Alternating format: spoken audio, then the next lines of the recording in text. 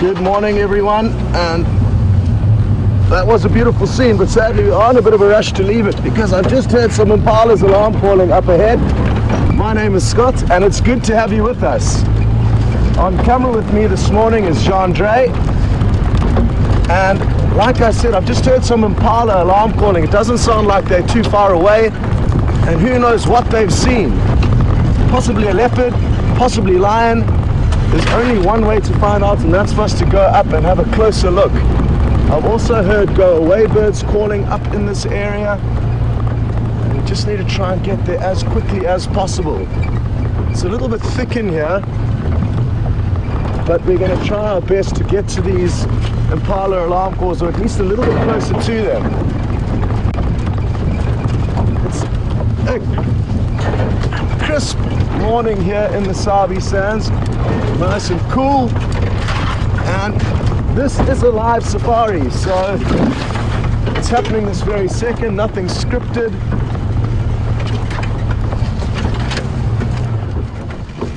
What I want to do is just stop now for a second and see if we can hear any more alarm calls.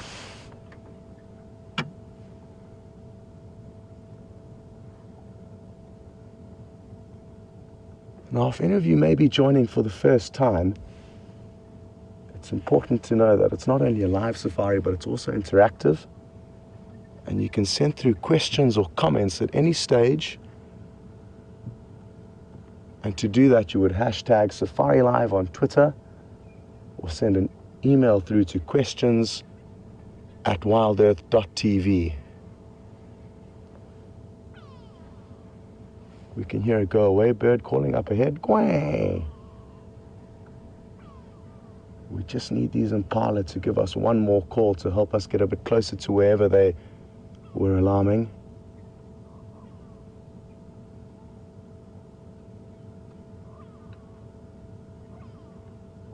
There were tracks of a male leopard in this area last night, so it could be him or it could be Karula, who also was in this general area yesterday, or at least yesterday morning.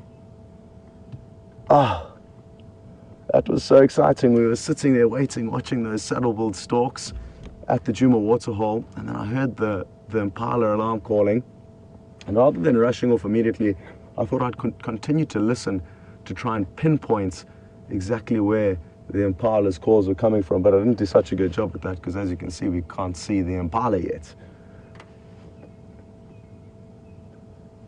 Jamie is out on the other vehicle, and her plans are to head across to Arathusa in the hope that she may find any further sign of the mating lions that were seen yesterday evening with James. It was one of the Matimba males and one of the Styx lioness, and there are also reports of Shadow having a kill there, so there's a strong chance, well, there will be Sindile around as well, provided that hasn't been stolen. I think it was a Daikakil, and she could well have hoisted it, so Jamie's heading across there. Good prospects for her.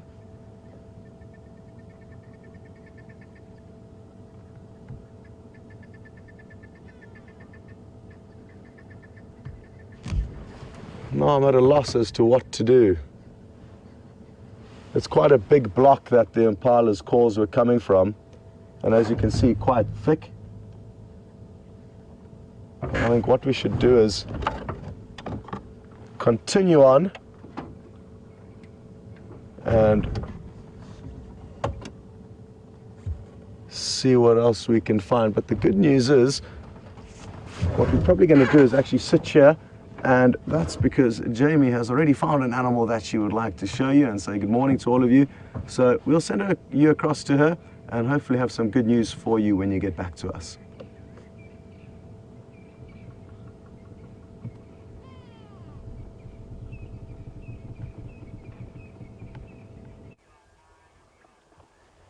So, good morning everyone, and welcome to the Sunrise Safari.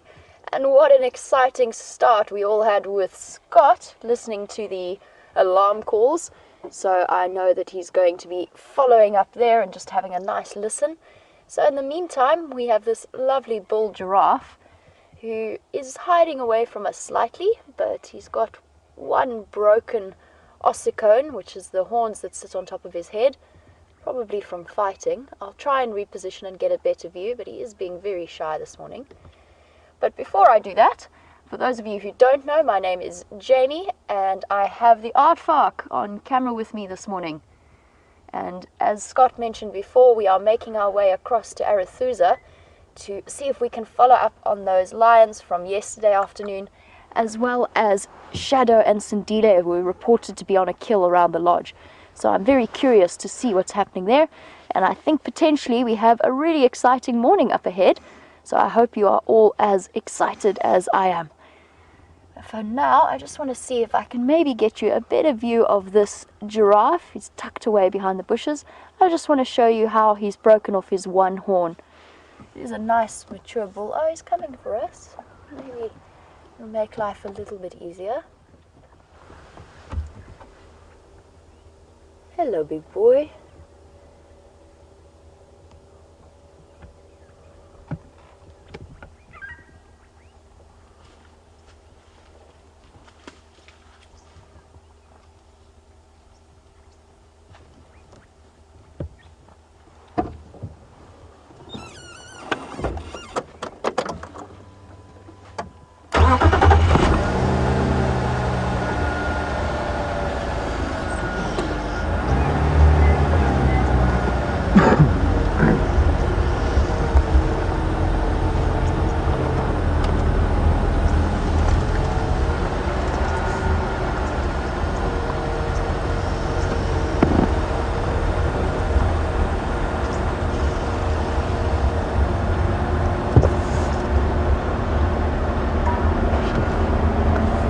Going nice and slowly so that I don't startle him too much. Hello.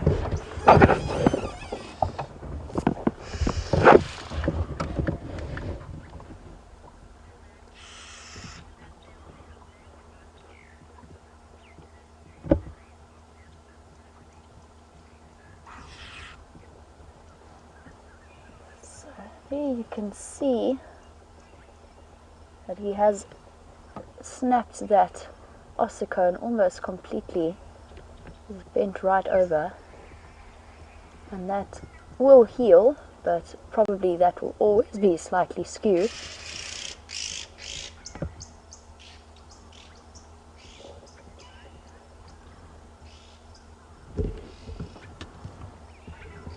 This is a nice mature bull. He's probably coming up to his late teens, or at least around 15, and you can see it with his dark color that the mature bulls get, and the really pronounced bumps along his head.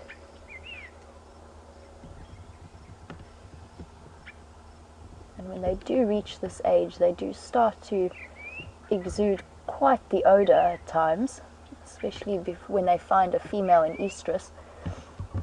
I wouldn't describe it as particularly pleasant, but it is something that the ladies love, at least the female giraffes do.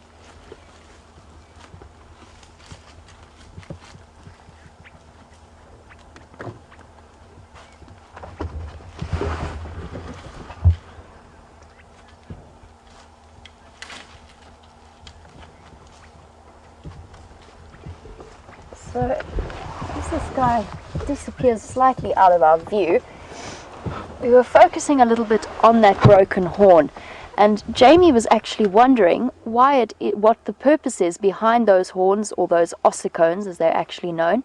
Hi Jamie, welcome to the Sunrise Safari. And the reason that the giraffes have them, and that they're particularly pronounced in males, is that they are used in either defensive moves against predators, although for giraffe that would be kicking mostly, but they can use them against predators. But mostly the males use them in fighting each other. And I'm not sure if you've ever seen it on other documentaries, but what they do is they swing their heads round and they gather some serious momentum, because it's right at the end of that long neck, and that neck is incredibly powerful, and they use it to knock each other sideways. So they sort of do this with their necks and aim for the sides or the legs of the male giraffe. And it's actually fascinating to watch. I've seen some incredible slow motion footage of giraffe fighting, and you can see the impact ripples along the body. It's really, really cool to watch. And they can do some serious damage to each other. I did see footage of one that was knocked out almost completely, right to the ground. The giraffe took its leg out from under it and it fell over and was out for a minute or two. So really, really interesting to watch them fight. And the young males will spar, but then when the males, the big dominant bulls, find a female that's in estrus and start to fight over her, they can do some serious damage and they'll break the skin. And the reason that they are called ossicones and not horns is that the baby giraffe, unlike baby antelope who grow horns from the base plate at the top of their head, they're actually born with them. And they lie flat. They're very, very soft cartilage, and they lie flat when the giraffe gives birth. But then they slowly straighten up over time. So if you do see a baby giraffe with its ossicones still lying flat, you know that it's only 1 or 2 weeks old, and it's a really awesome sight to see. Okay, our friend has moved off, and I think we should do the same. And he doesn't seem too distressed. I can still see him. Unfortunately, I don't think you'll be able to get a view at the moment. I'm not going to go backwards too much. But Nancy was just a little bit worried as to whether or not that kind of injury would be causing him pain. And to an extent, yes, I think it would. It is bone. So he has essentially broken the bone and split the skin. So it would be fairly painful. But that doesn't look like too fresh an injury. I couldn't see it too clearly in this morning light. It's a little bit dark. But it doesn't look fresh, and it will heal up just fine. But yes, I think it would be uncomfortable at the time. So hopefully he heals up nicely and goes on to continue his life as a nice big adult male giraffe. Okay, time to hit the road. Arethusa is calling my name. It's calling to me saying, "Jamie, it's time to get lost again."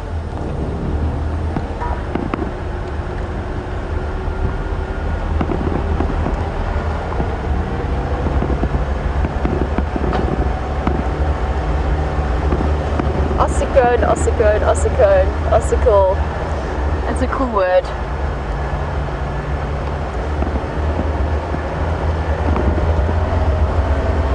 How nice to see, start the morning off with a wonderful giraffe.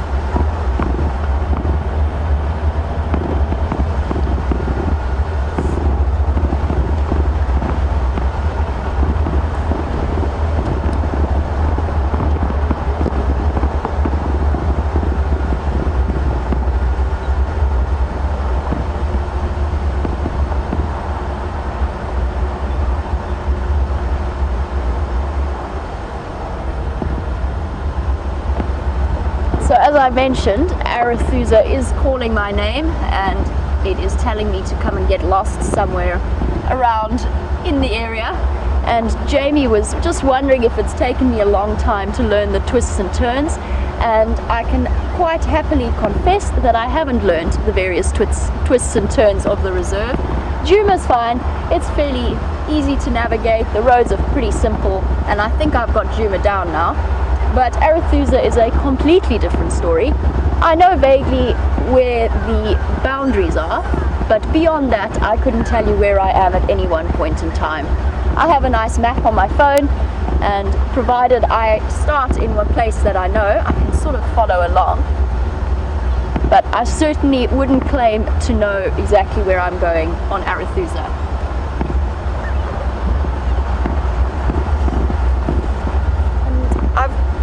I just want to stop and listen for a moment.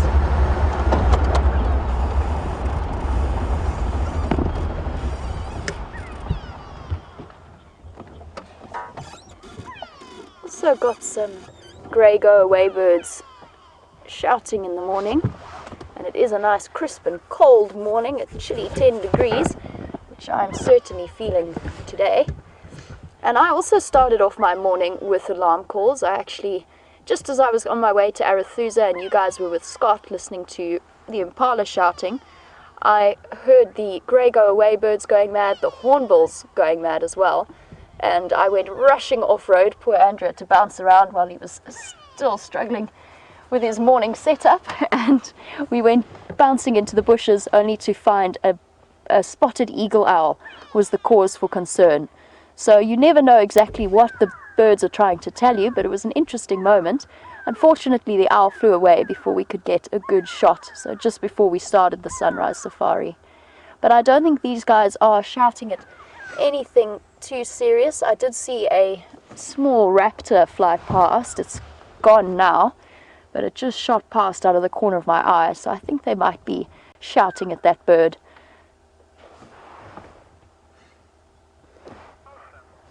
Okay, so all is quiet on this southern boundary, so we'll be driving along, just keeping an eye out for tracks of Shadow and Sindile. They do like this area, so if they have finished that kill that they were on, they might be back around here.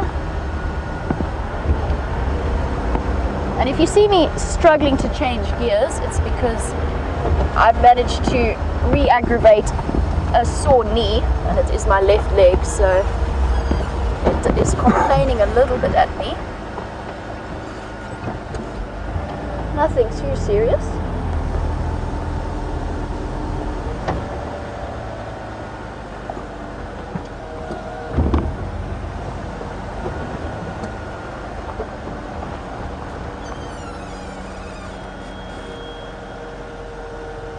Just having a look at some leopard tracks here and trying to gauge how fresh they are.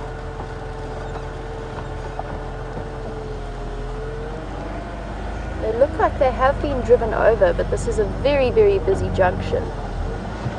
They look to be fairly fresh, probably from last night.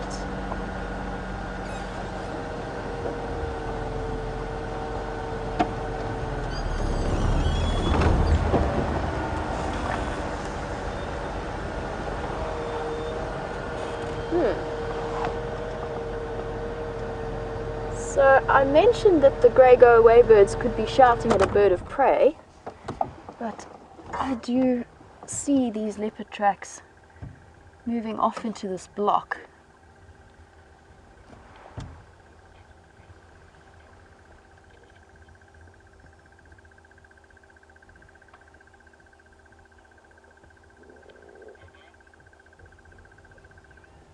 So I think there is a possibility that Shadow and Sindile might have come out of the area they were in and moved across this road.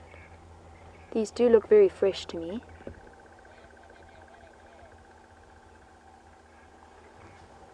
I can only see half of one track, if you want to show them what you're... Okay.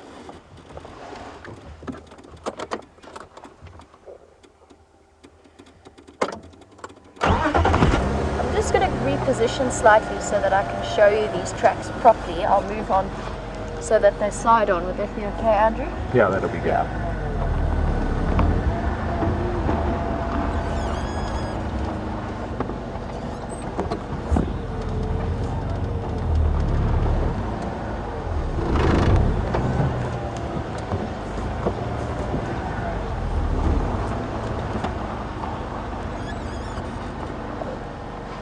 How would that be? I think okay, yeah, that's good. Perfect, thank you. So there you can see these nice fresh leopard tracks that we've got on the road. And they seem to be over most of the tyre tracks that have come through here. So, I do think that a little walkabout might be necessary. They are changing direction quite a bit. They've paced around here. So I'm going to need to hop off just to figure out exactly where they've gone. So in the meantime, while I'm out and about looking for leopards to show you, I'm going to send you back to Scott and you can have an update about what those alarm calls were all about. And I'll be back with you hopefully very soon.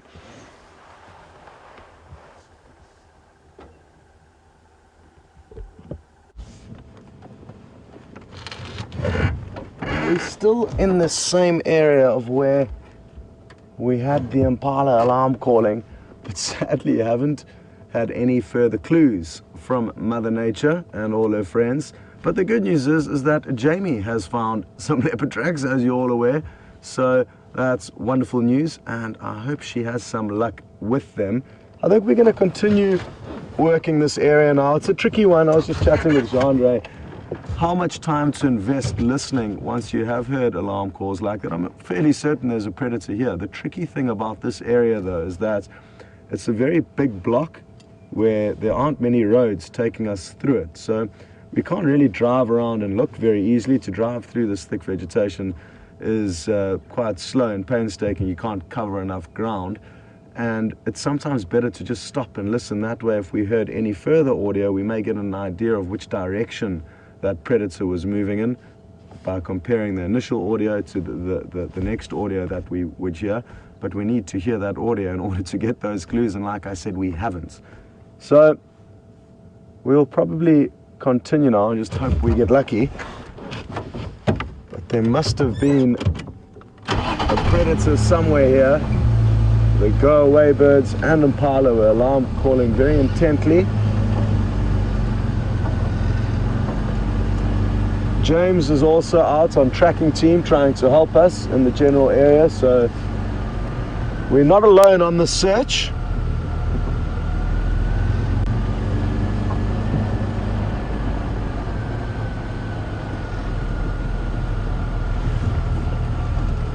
Jamie for Scott.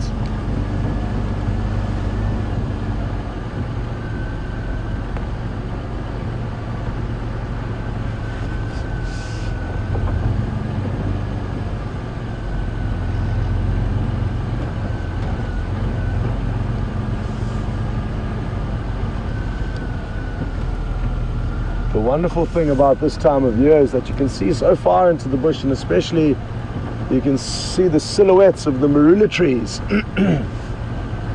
which the leopards will often use to hoist their kills. And you could possibly see something strange dangling in the silhouettes of one of these marula trees. I'm actually surprised we haven't had much luck with any sightings, long distance sightings of leopards in trees, so I'm sure we are going to get lucky at some stage, because at this time of the year we should usually get to see a fair amount of leopards and kills in trees.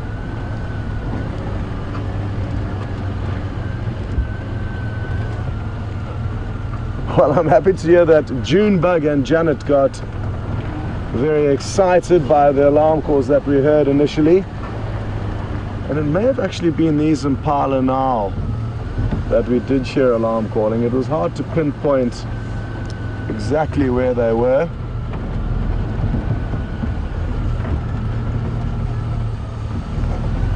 Good morning.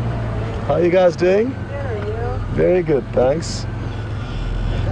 Not much. There was some impala alarm calling further up to the north of us earlier on, but haven't come up with anything. But this block is a nightmare.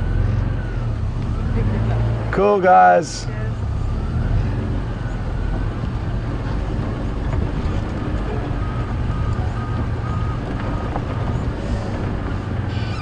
See, these impala all still look a little bit nervous, so let's go and take a drive around in here.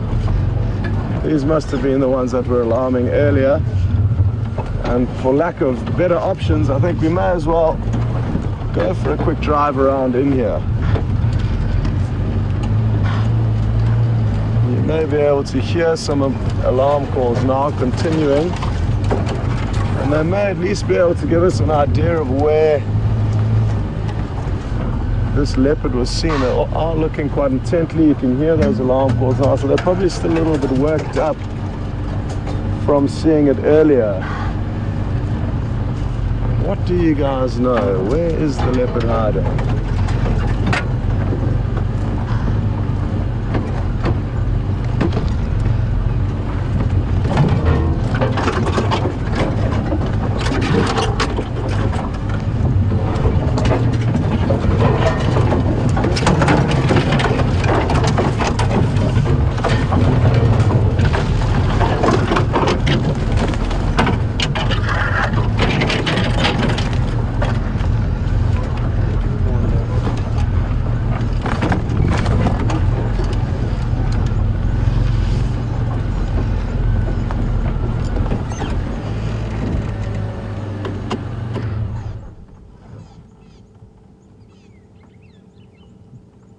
I can just hear some rattling. So Sticker's alarming now.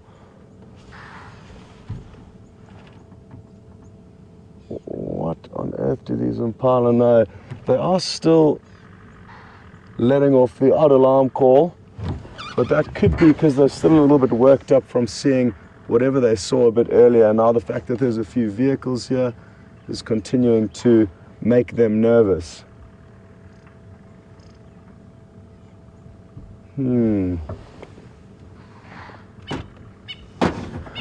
Well, James is there, so we'll leave him in that area. And we'll just keep driving around, checking this general area. What would usually happen is that predators will move off once they have been detected by a potential prey. There's no point in hanging around.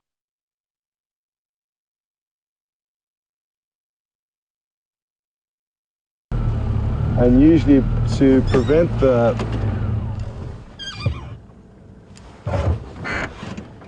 impala or whatever prey animals are alarming, what the predators will try and do is try and disappear, and that will not create too much alarm calls or audios in that area, which will give away their position to just about everything.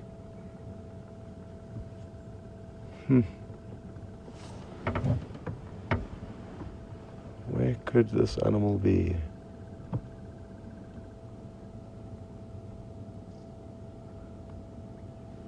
The fact that they're looking back in this general direction where Jean-Andre is pointing the camera now helps me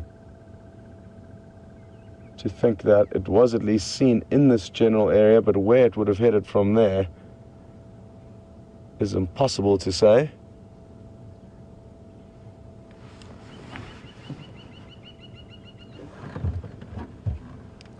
Jamie for Scott.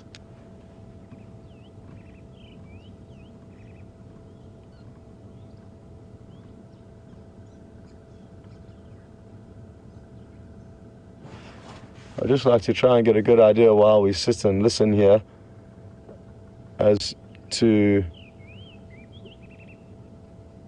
where Jamie might have these leopard tracks, just so that we've got a good idea and we may be able to help her if we don't have any luck here.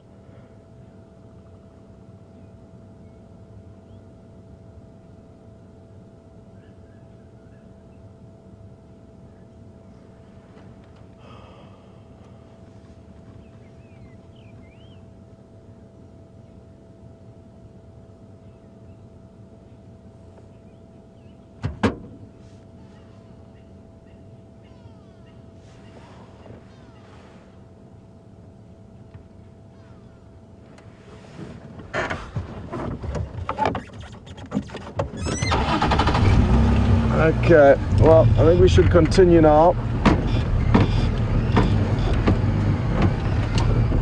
I've heard some go-away birds calling elsewhere, and maybe they know something that we don't.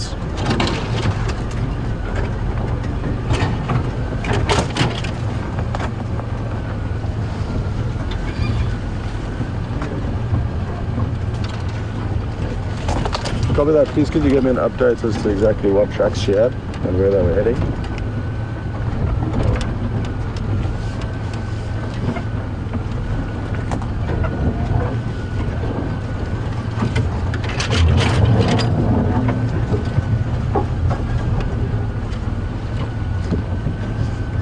Copy, thanks.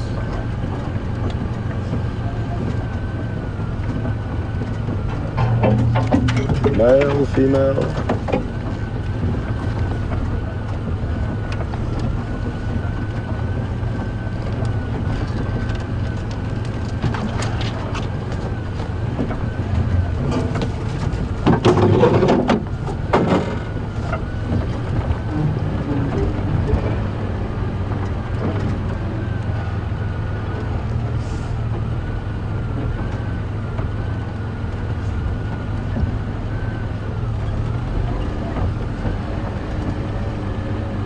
Okay, copy that.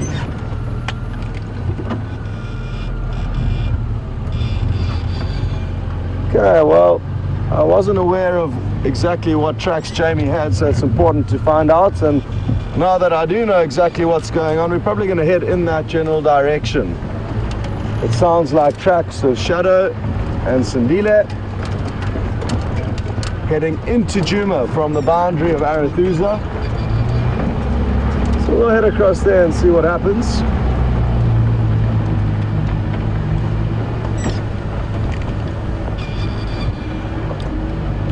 James, where are you heading now?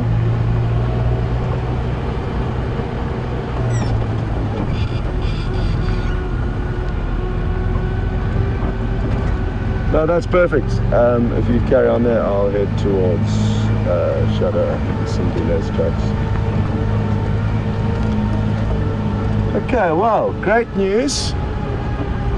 James is following up on foot in that block. It's the best way to look for predators when you're not bound by a vehicle or have any guests or viewers. You can really focus on the task at hand. So we'll leave him in that tricky area and we will continue on towards where Jamie had those tracks of Shadow and Sindile.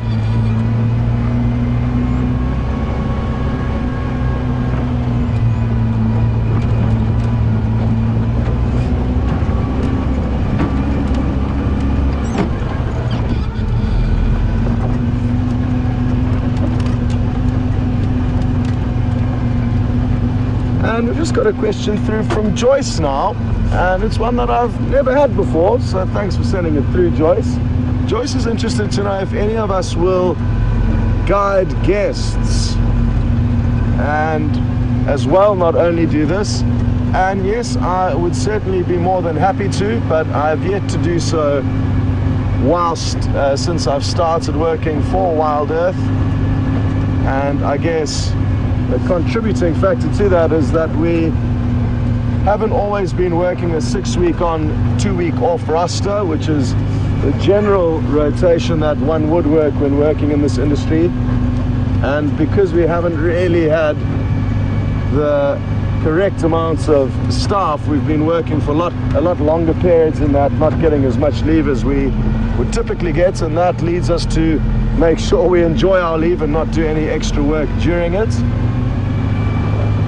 But going forward, it's something that I certainly would love to do, and that's have a combination of the Safari Live as well as guiding guests who come out on safari.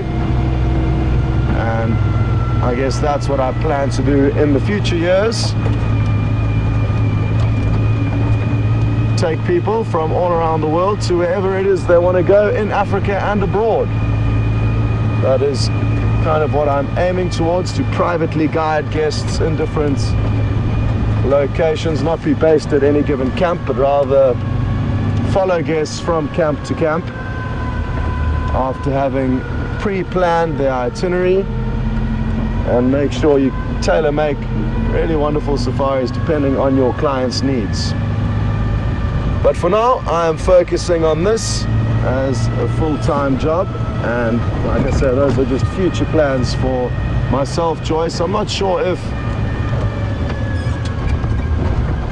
Brent or James or Jamie, well, I guess Jamie hasn't been here long enough to have guided guests in between, but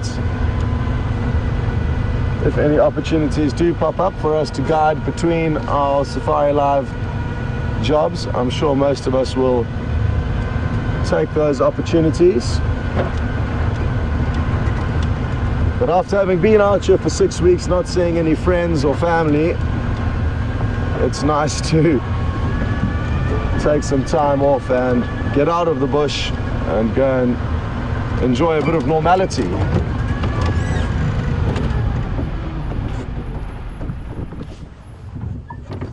I told you saw a giraffe earlier with Jamie that had a broken ossicone.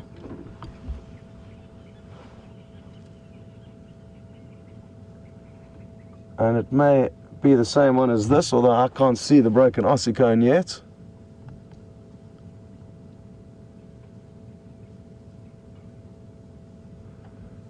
He's a battered old bull, this.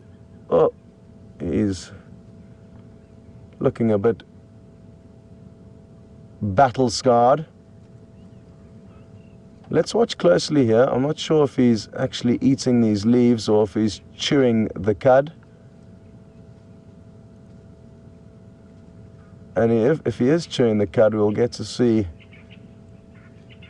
a wonderful view of the bolus of cud coming up his throat into his mouth after he's swallowed one ball. You have to watch very closely, but basically let's finish watching him. Sorry, Jean-Andre. I just ambushed him with a silent start here.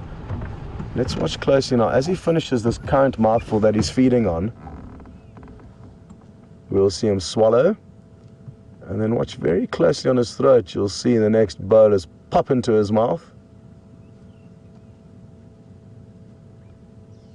Okay, he's swallowed, I think. Just about. No, I think we've got the wrong angle here. I want to try and keep creeping forward.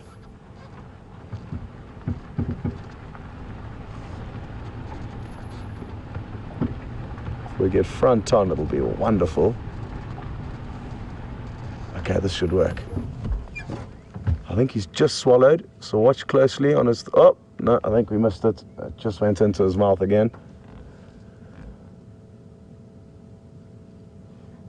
But now we are in a good position to watch the full sequence. Nikki's yelling from the final control that she saw it, so I'm guessing some of you may have also.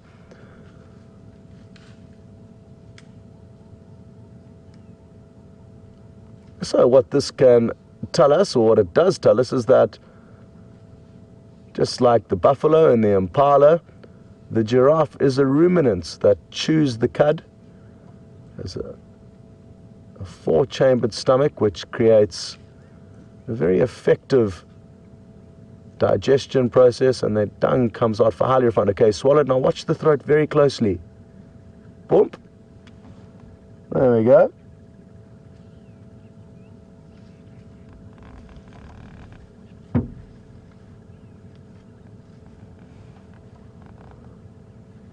Beautiful.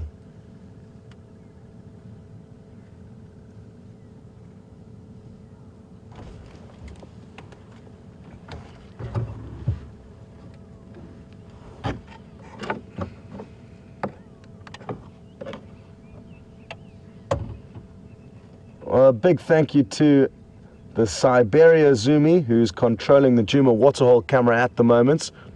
And they've kindly said that they're going to keep a close eye out around the waterhole for any signs of the danger that was causing those impala to alarm call. And good to have you on board the leopard hunt, Siberia. I'm fairly certain it was leopard that the impala was alarming at. We're going to leave this big old boy to keep chewing the cud.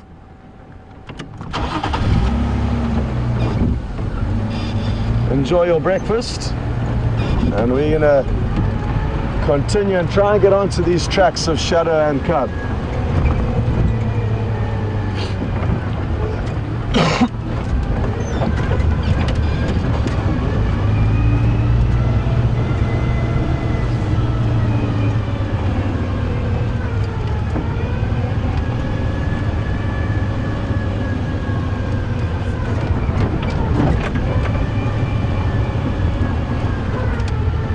Well, there's some exciting prospects on Jamie's vehicle, and she has got an exciting report from the Arethusa guides, and she is racing into that area, and hopefully you are going to be seeing one of the stars of the show shortly. But we'll just leave you with that little teaser. We're not going to give you any more information, but there are certainly good prospects, and we just need to give Jamie some time to focus on getting into the right area and controlling the radio. The radio can be quite busy across on Arethusa, so we're going to let her focus on trying to get you into that position.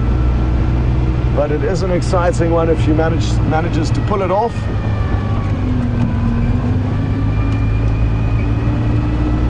Interesting that, I mean, we didn't see Shadow's kill last night, but she did have apparently a Daika kill somewhere around the Arethusa camp. And if it is indeed her tracks with Sindiles, which I'm pretty sure Jamie did get correct, it would mean they've moved quite some distance from where they had their kill around the Arethusa camp in order to get into this area.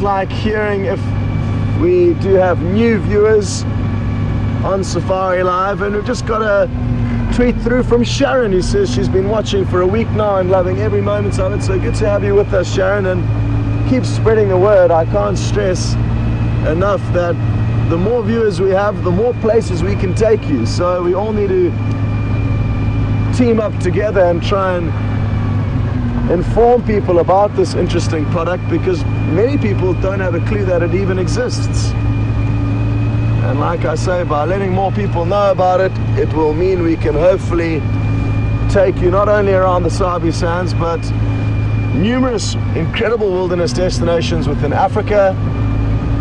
And not only Africa, the whole world has little pockets of wilderness with interesting things to see. And wouldn't it be incredible if we could take you to all these wild and wonderful places? It certainly is possible. And I think we're all lucky to be involved in this show and this product as it begins to grow. And there are really exciting prospects for the future.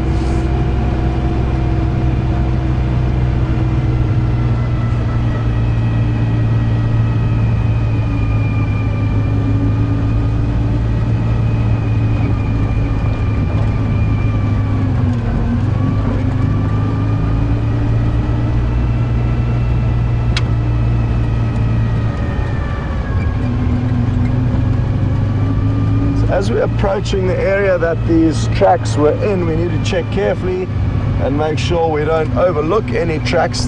The animals were heading, I'm guessing, in this general direction. There's two birds we don't see very often. Well, actually three, or two, sorry.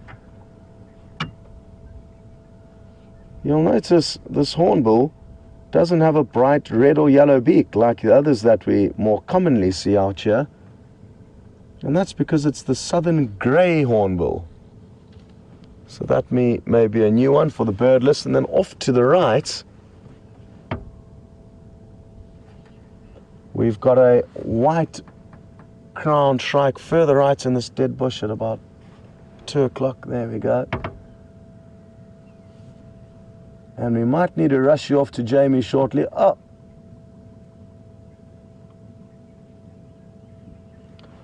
Well, sadly, we didn't get to see the white-crowned shrike, but you are going to get to see something wonderful with Jamie. Enjoy it. We'll see you later. So guys, right on the boundary, and we did a mad and freezing cold rush for my first view of Tingana. And he has just laid down. He has basically pushed me right to the brink. I am centimeters off the edge of the boundary where I'm allowed to go. And luckily he has decided to lie down for the moment, but we had to just get you across so we could have a look at him. So I'm going to reposition now and try not to let my tires stray across the edge.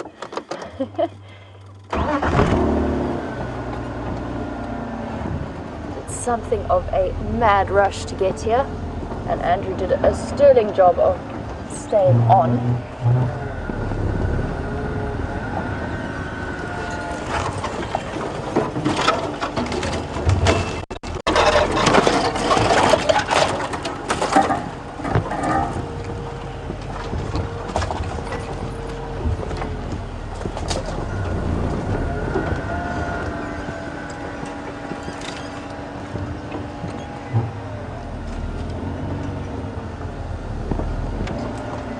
Fortunately, this mound is somewhat in my way, and there are other vehicles here.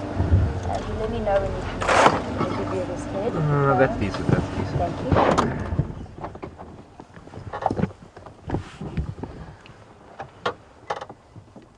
And he was very much mobile outside of our boundary. So I'm glad it was worth the race here. Very, very exciting.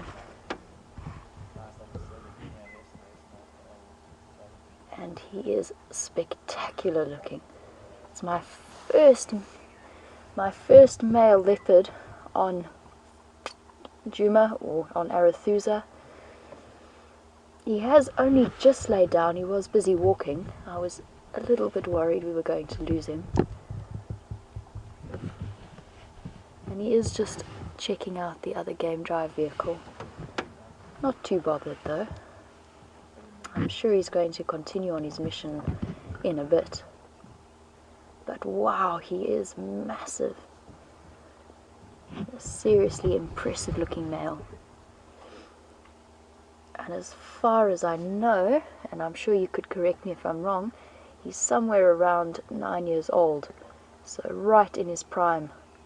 And competing quite heavily with the other large male, Mvula. And also under pressure from other leopards moving in from the west.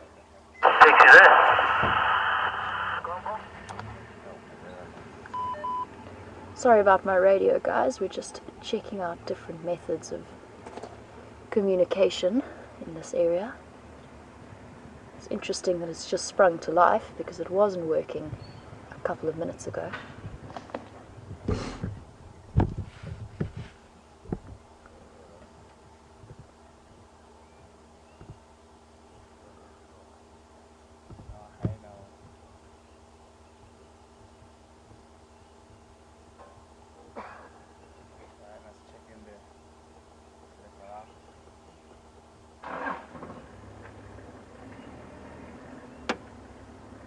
Look at the size of that neck.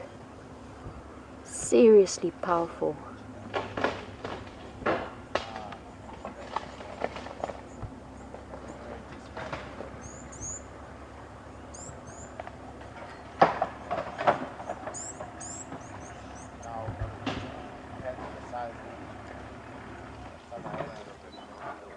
And I am extremely grateful that he's decided to have a bit of a rest right here. Otherwise we would have lost him completely across the boundary.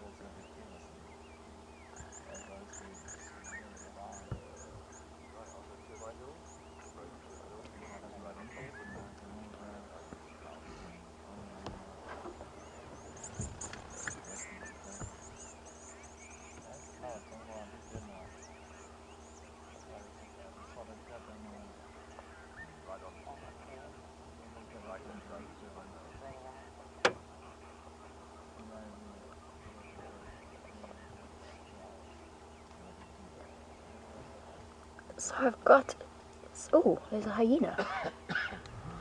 So a hyena just walked past in front of him. It's right behind this tree, so unfortunately we don't think we're going to get to see it, but it just crossed right in front of him and he literally didn't move.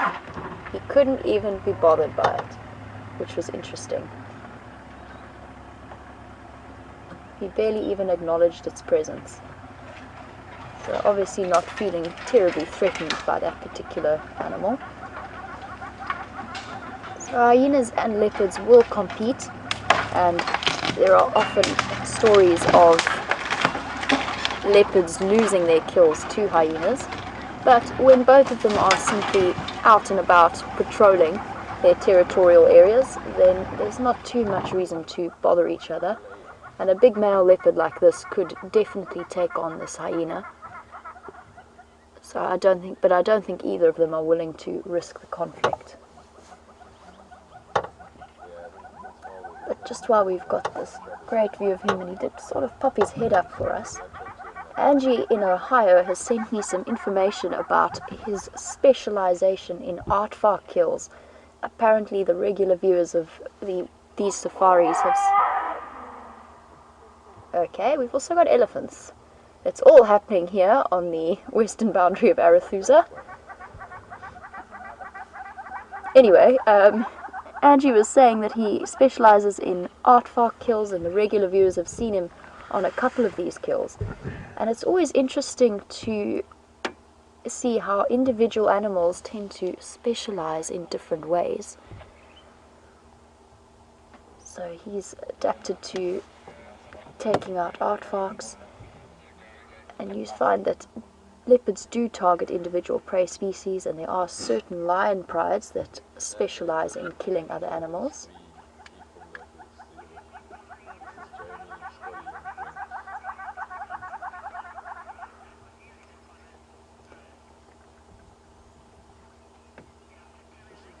So guys, while he's resting here and we're chatting about hyenas, we're going to quickly jump across to Scott, who also has some to show you, and we'll be right back afterwards.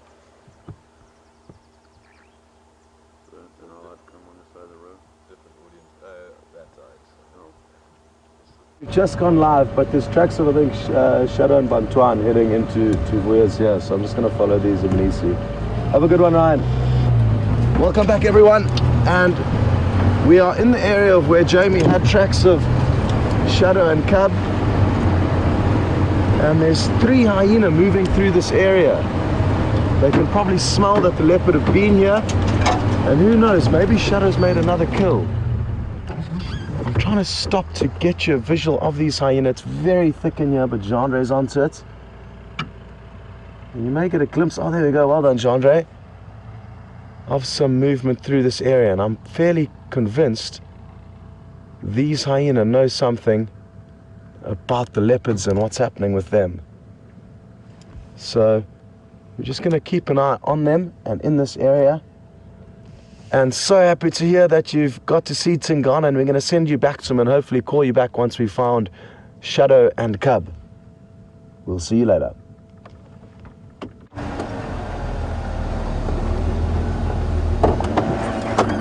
So guys, sorry to interrupt you. The hyena did actually come and have a look at Tingana, and Tingana growled at him very briefly. Unfortunately, that hyena has now decided that maybe it's not worth the risk and has moved off again. We did just have a very brief interaction between the two of them and some low growling from Tingana.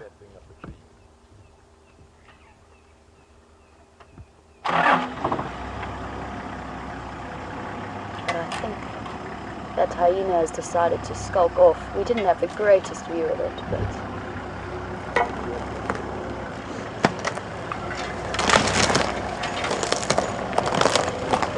going to have a quick chat with one of the guides. Right against the sun, but you can use your sunshade. Hello, thank you. No worries.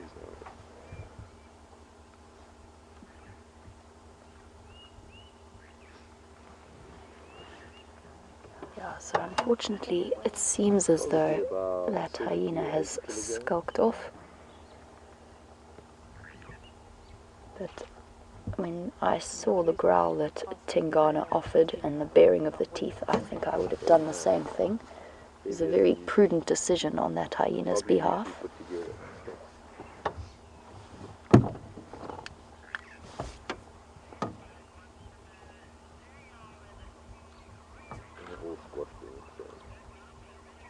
Probably had a really busy night there. Are their spots all different? Are they unique? Yeah, they're all unique. So we were chatting a little bit about Tingana's speciality in aardvark hunting, and I believe some of the cameramen at least have seen him with his aardvark prey. Andrew, I think, isn't that how you got your nickname? Yeah, I saw him. Yeah, that is actually the story behind aardvark's nickname, Andrew the cameraman, because he did film one of these kills. And we do see aardvark. I'm actually the wrong person to ask, because funnily enough, I have never seen one in my entire life. It's become something of a joke, because despite the fact that I've been in several areas renowned for their aardvark sightings in winter, which is the perfect time to see them, I still have somehow missed out on them.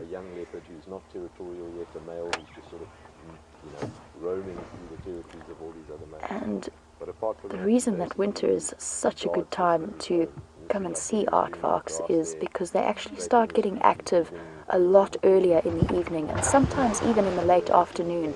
In midwinter you'll see them wandering around, just because it is a little bit colder at that time of day, so they are moving around a little bit earlier and you get to see them a bit better. Of course, that is all speculation on my part, because I have never ever seen one. Oh, sorry, the sun's right in my eyes. I'm just going to grab my hat. We can do that a little bit better.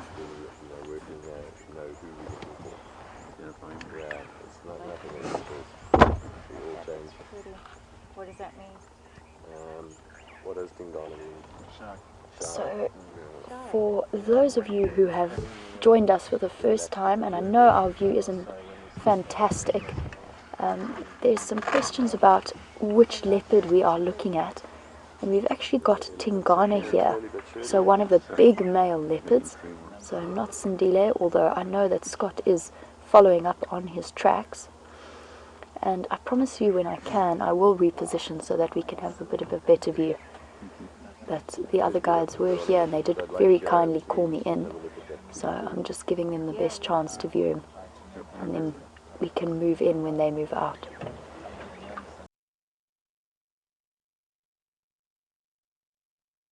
We can move in when they move out. Hyenas have been putting up a good show for us. So, Jody, you wanted to know if this was Sindile, and it is not, although we do suspect that there is a possibility that Tingana is Sindile's father, who was seen mating with Shadow. Again, paternity with leopards is very difficult to determine unless you do DNA tests, just because the females will mate with several males in the area to help ensure the safety of their offspring. So a male that thinks that a leopard cub is his is much less likely to kill it if it encounters it, especially with a male cub. So that is the reason why we think, but we do not know, that Tingana is Sindile's father.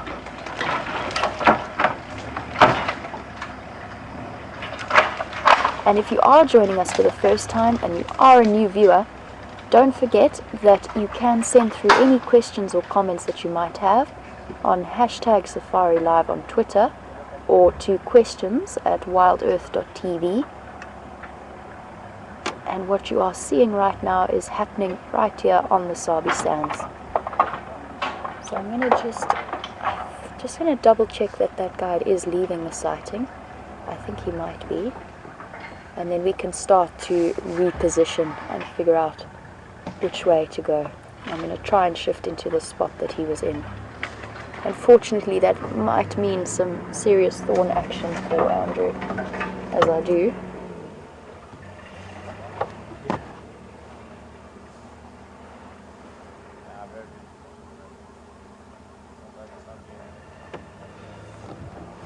Okay, I'm going to maneuver my way around so that we can have a better look at him. And it is going to be a little bit noisy for a moment, so just please bear with me. I would go around, but then I think I really am crossing boundaries and I don't want to do that, so I'm going to have to go through.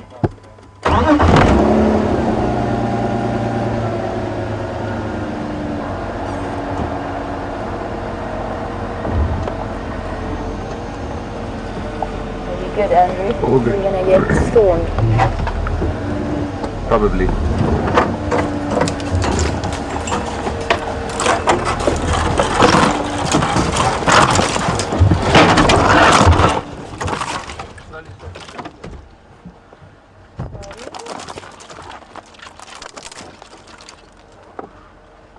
The lengths we go to for you guys.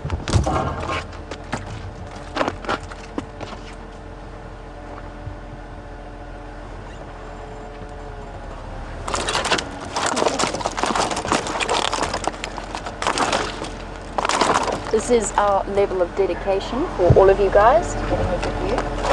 And the other guides are laughing at us quite seriously.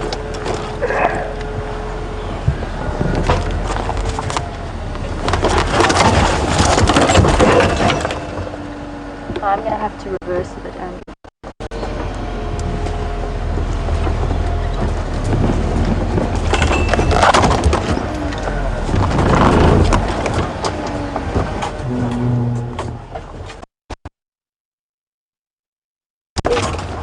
Straight into the sun, unfortunately, but it is the best that I can do at the moment.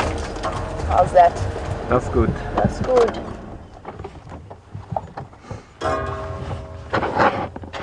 So, apologies for the somewhat dramatic trip through a thorn tree.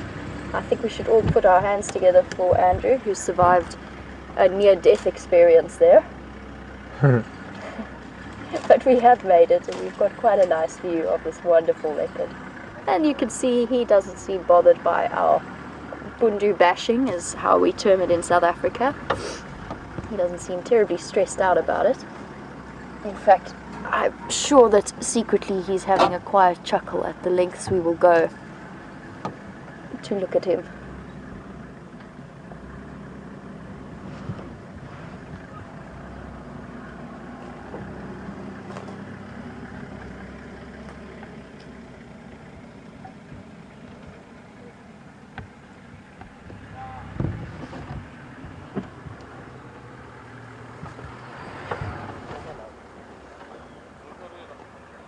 And isn't he beautiful? Tucked in the morning light.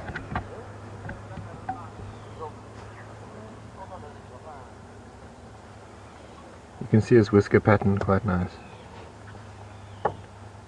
So, just while we're having a look at that wonderful whisker pattern, that is a pattern that he will keep for the rest of his life, and it is one key way of identifying individuals.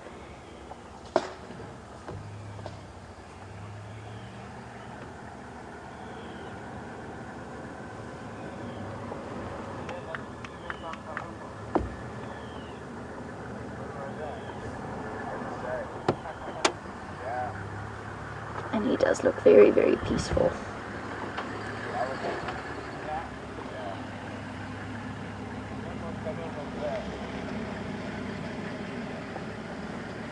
Tucked up and just gone to sleep.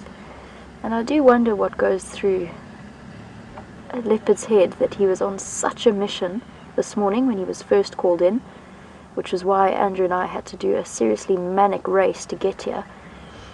And now he's decided that this is a good spot to sleep. And if he'd done it 20 meters further to the west of us, we wouldn't be seeing him. So I'd love to know what makes them decide how to move around.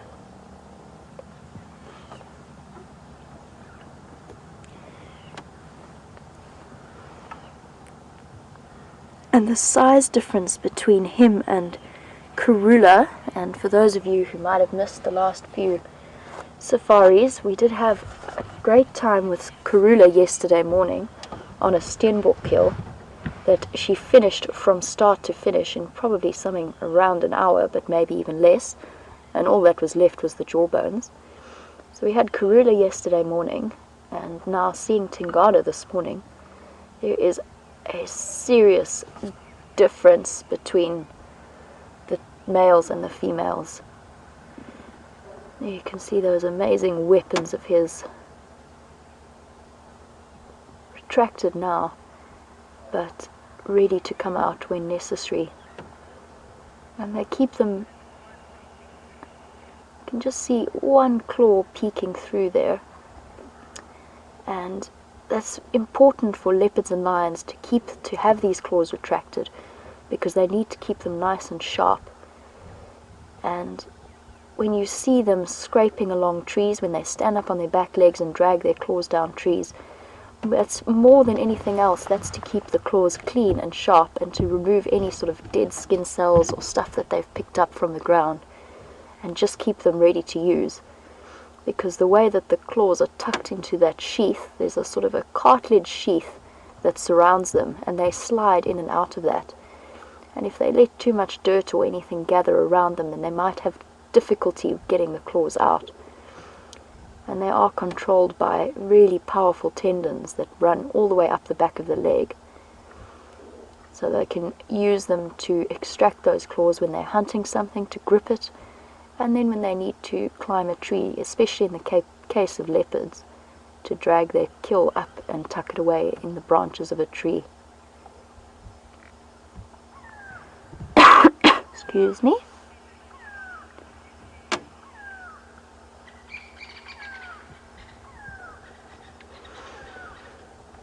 He is truly spectacular. Just look at that neck. There's sheer power there.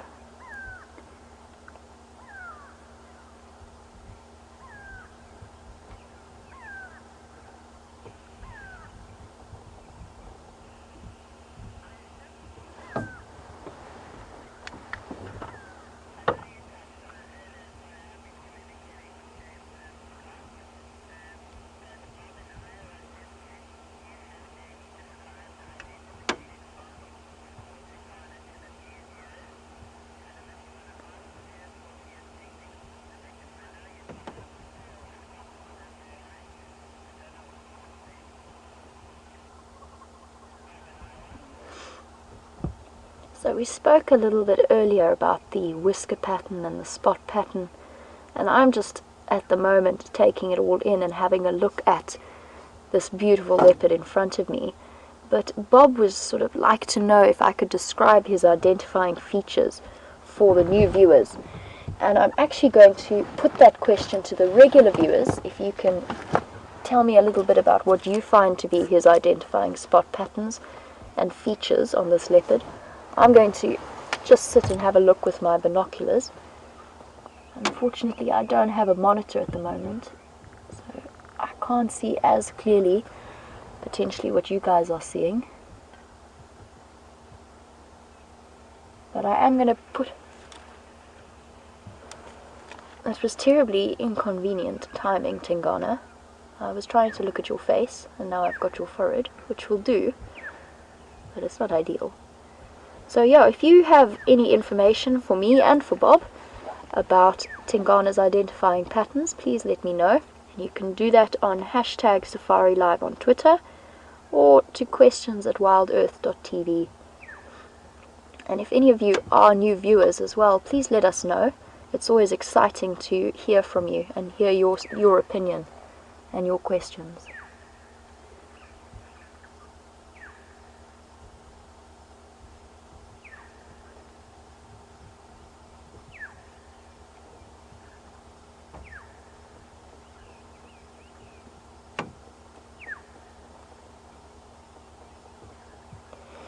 And my personal approach when I'm looking at IDing leopards is obviously both the spot pattern, but then I also look for sort of joined up and oddly shaped spots. And I can't see a good example on him at the moment, but I'm sure if he lifts up his head we'd see it fairly clearly.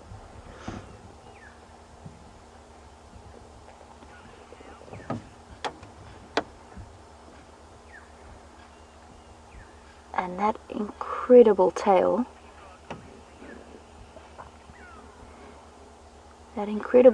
of his is over half of his length of his body, and it is used as a great way of just counterbalancing all of the motions that he might have to go through in terms of hunting and then climbing trees. And I have felt a leopard's tail before. They are very, very solid and quite a lot heavier than you expect them to be. And the same goes for cheetah. It's also a counterbalancing mechanism. And as always, that white tip underneath and the dark tip on top is a great way of just highlighting that really important part of the body that can communicate so much in terms of visual cues.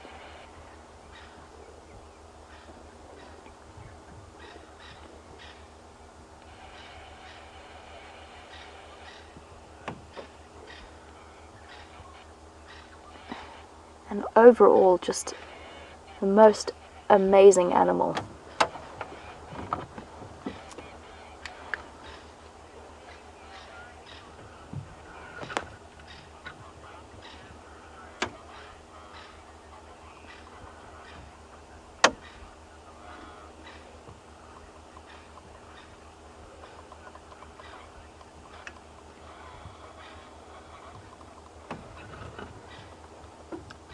So you can see as we've done this wonderful tour of Tingana's body, the amazing contrast between that gorgeous caramel color, almost pale gold, the color of his forehead, and then the white of his belly and the big dark spots underneath it.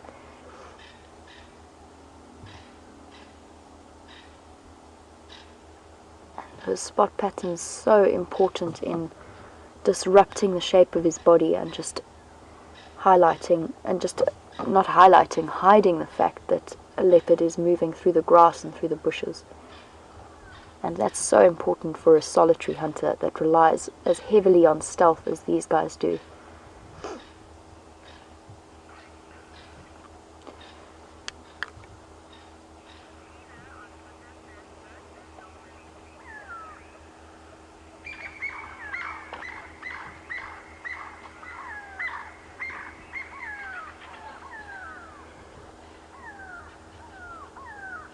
If you guys were hearing all of the bird activity that made him lift his head like that, There was a bird of prey that was going after a francolin. That was what was screeching like that. And the go-away birds are just responding. So he lifted his head up just to have a listen to what was going on there. And he is otherwise very, very relaxed, sleeping up against this termite mound. And Tina has put forward a question saying that she thought that leopards usually sleep in trees, and she hasn't had that many sightings of them sleeping on the ground. And I have to confess that mine is the opposite. I have seen more leopards sleeping on the ground than sleeping in trees, which does seem to be quite curious, but that's just been my experience. They do, of course, move into the safety of the big trees and sleep there. And the area that I'm in at the moment, there aren't that many, although I have just come from a drainage line, but there's not that many large trees for him to rest in. But he is so big and fairly secure and comfortable in his position here. We're just trying to remove half of the thorn tree that we have acquired in the car. But he's looking at me funny. Yeah, he is looking at you funny. we might have to wait for that particular exercise. Poor Andrew has to sort of scoot around and try and dodge the thorn trees the thorn branches that have landed in the car. But yes, he is fast asleep on a termite mound. Tina, in my experience, the leopard sightings that I've had have probably been close to a split of 75 to 25%, with the majority being on the ground, and they do sleep quite happily on the ground. They are just very, very alert when they do so. So you can see, as we watch him sleep, he's flicking his ears to get rid of the flies, but he is also directing them in terms of still listening to sound, even in the depths of sleep. And often when you do find leopards sleeping in trees, it's because they have a kill hoisted up into the branches. So I have seen both, but just in my experience, I've seen a lot of leopards, particularly in the Sabi Sands area, sleeping on the ground. And whenever I've encountered Sindile or Shadow, they've both been on the ground asleep. So not unheard of and not that uncommon.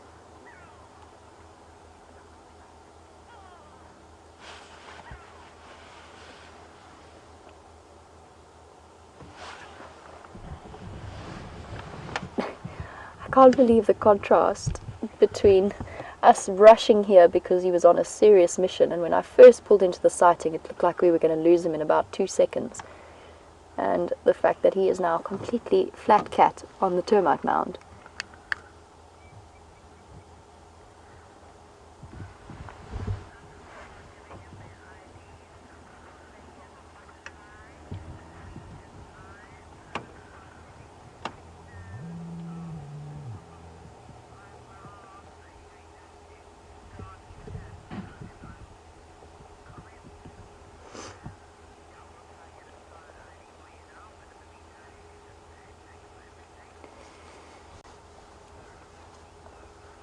So guys, we were chatting a little bit about Tingana's identifying features, and so many of you have responded with the information that we need in terms of sending through pictures, and I will hop on Twitter the minute I get back to camp this morning and have a proper look at the various highlighting features. I have a slightly better view of him now, so I'm just going to pop my binos back up again.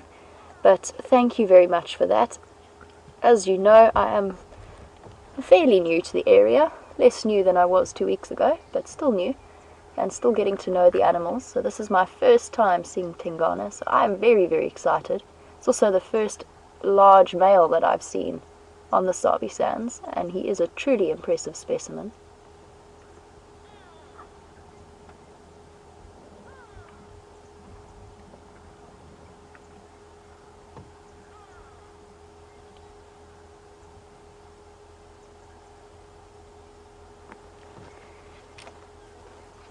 Don't know where that hyena went, but I think he made a very prudent decision.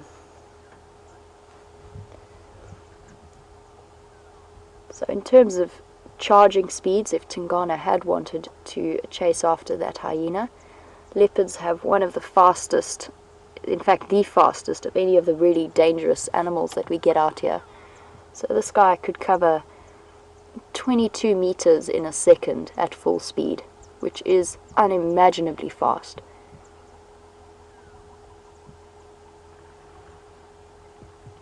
I can hear elephants, but I think they are a little bit further away. But it would be very interesting if a herd of elephants came past.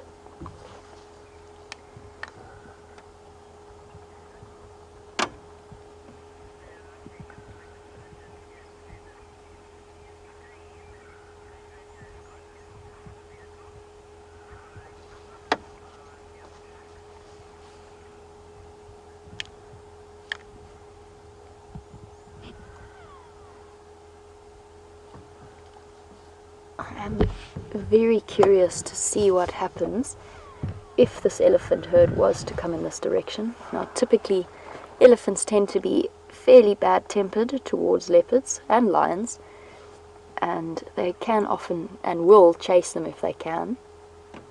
And I know that some of you will have heard about or have seen the incident with Karula many years ago, being chased by a female elephant that was very grumpy with her presence. And I actually had it happen to me last year. We were doing research on a pride of lions, and we followed them every day. Twice a day we would sit with them. And for the research purposes, the absolute minimum period that we spent with them in order for a research session to count was an hour. And we spent about 5 hours tracking this particular pride, and they did tend to decide to motor sort of 5 kilometers in a night, and we'd have to go and relocate them. So we spent about maybe 6 hours that morning looking for them, finally found them in the river, and sat down for a nice relaxed research session, just observing their behavior and the various movements that they did. And about 45 minutes into that, an elephant, a young bull elephant, came down to have a drink and saw this entire pride of lions and just charged straight into the middle of it. And the lions are fairly relaxed in response. They know that they can outmaneuver an elephant, but they did sort of scatter off in different directions, and that put an end to our research session. It was amazing to watch, but it did mean an extra couple of hours work trying to find the lions again, and unfortunately a completely discounted session with them.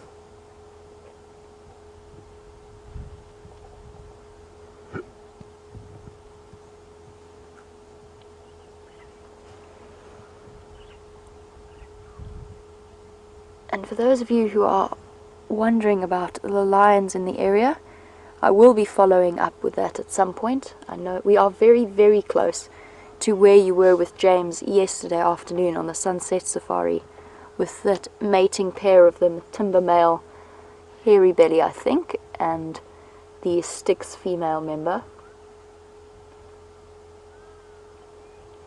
So after we are finished here, then I will definitely go and see what they've been up to. Well, I know what they've been up to, but we'll go and see if we can find them again.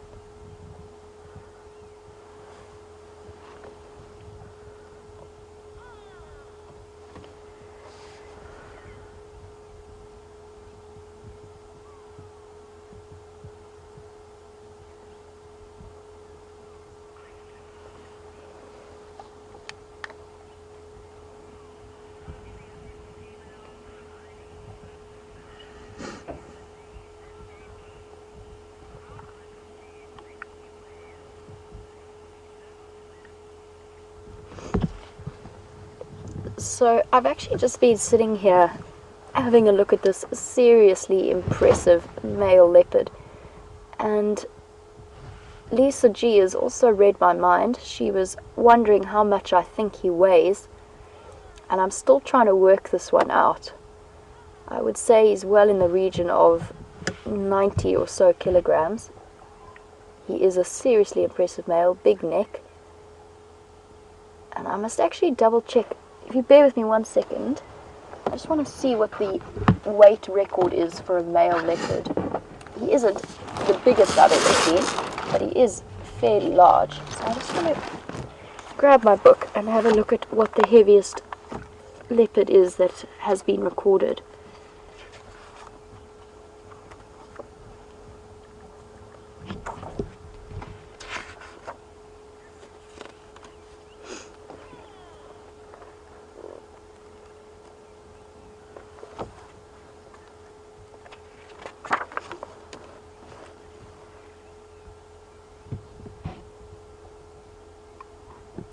Okay, so my estimation might have been a bit large. There's around a maximum of just over 90 kilograms, but an average of sort of between 60 to 70 kilograms. So 70 kilograms, what is that in pounds? It's about 150-ish, 150 odd pounds. You'll have to forgive my conversions.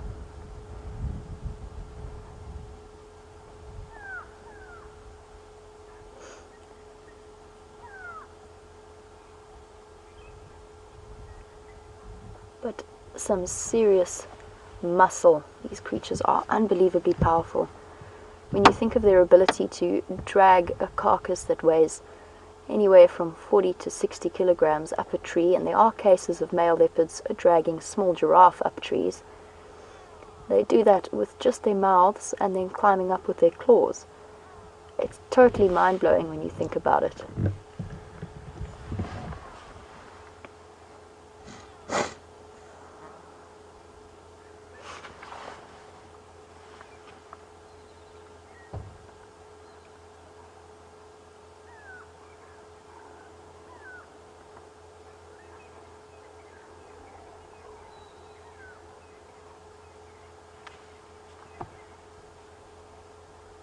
And in the background I can hear some fairly confused impala who are still making their rutting sounds, even though we are now well out of the mating season. But I think that the hormones stick around for a little bit and still run a bit high for a couple of months after the breeding season, and they're still making their funny grunting, groaning sounds that they do as the males chase each other around.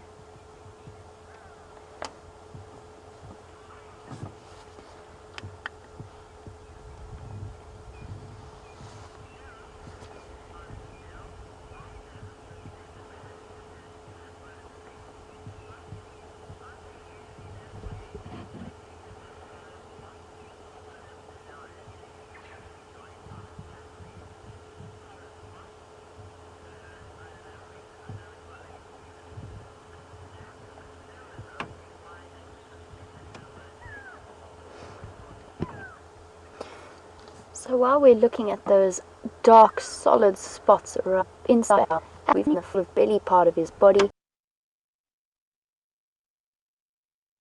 was one Tingana doesn't seem to have rosettes, because isn't that one of the main differences between cheetah and leopard? And that is true, cheetah have soft spots and leopards have rosettes. It is just the angle that he's lying at. So there we go, Tingana in all of his glory, and there you can see the nice rosette spot patterns that we were talking about. I'm sorry if you guys experienced a couple of signal breakups while I was chopping through the bushes, but don't worry, you didn't miss too much, just a lot of scraping noises.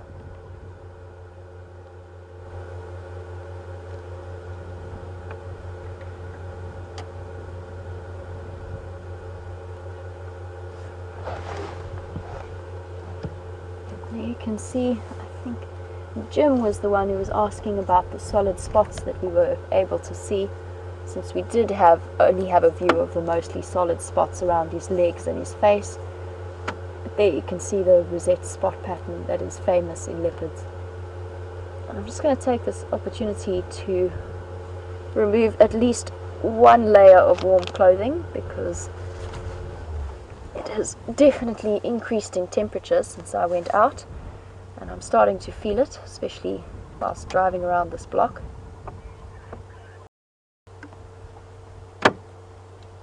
Just have to disentangle myself from a combination of scarves, jumpers and earpieces.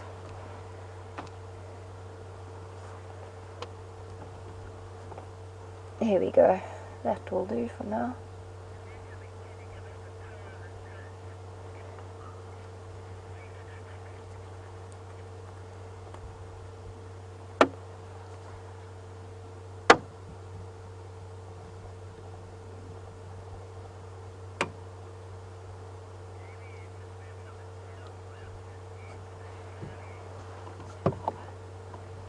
So guys, you can see how truly spectacular this leopard is and how magical his coloring is, especially in this morning light. Truly magnificent animal in his prime.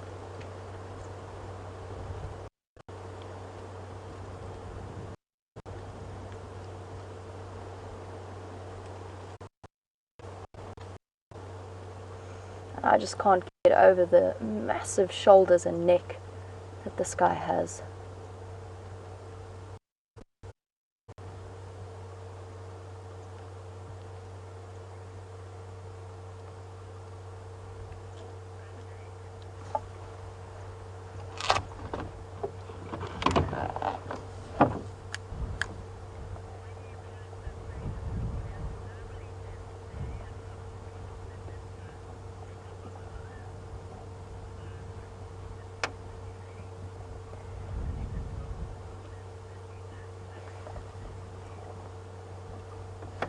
So guys, thank you very much for responding to my earlier question, and it seems as though most of you agree that it's time to leave Tingana to his morning nap and go and see if we can find some lions. So thank you for that feedback. Wanted to stay. So we are going to leave in peace to enjoy his time basking in the sun. But I do have to exit through this thick block, which means potentially more bundu bashing around and about. But I am going to go out and then head back in the directions to where the lions were last seen. However, while I am crashing my way through, I'm sure you don't all need to listen to the sounds of branches cracking. I'm going to send you back across to Scott for an update, and I will be back with you in a moment.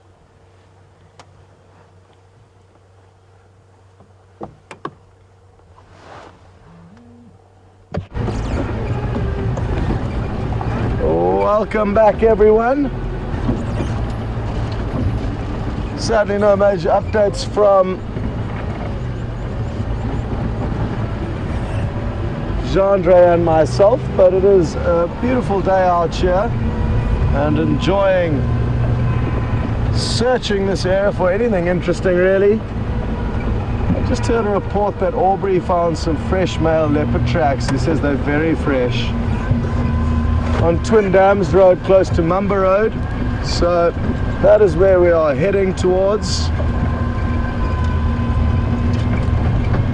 for a change of scenery. We've been following the tracks of Shadow and Sandila for quite some time and without much luck.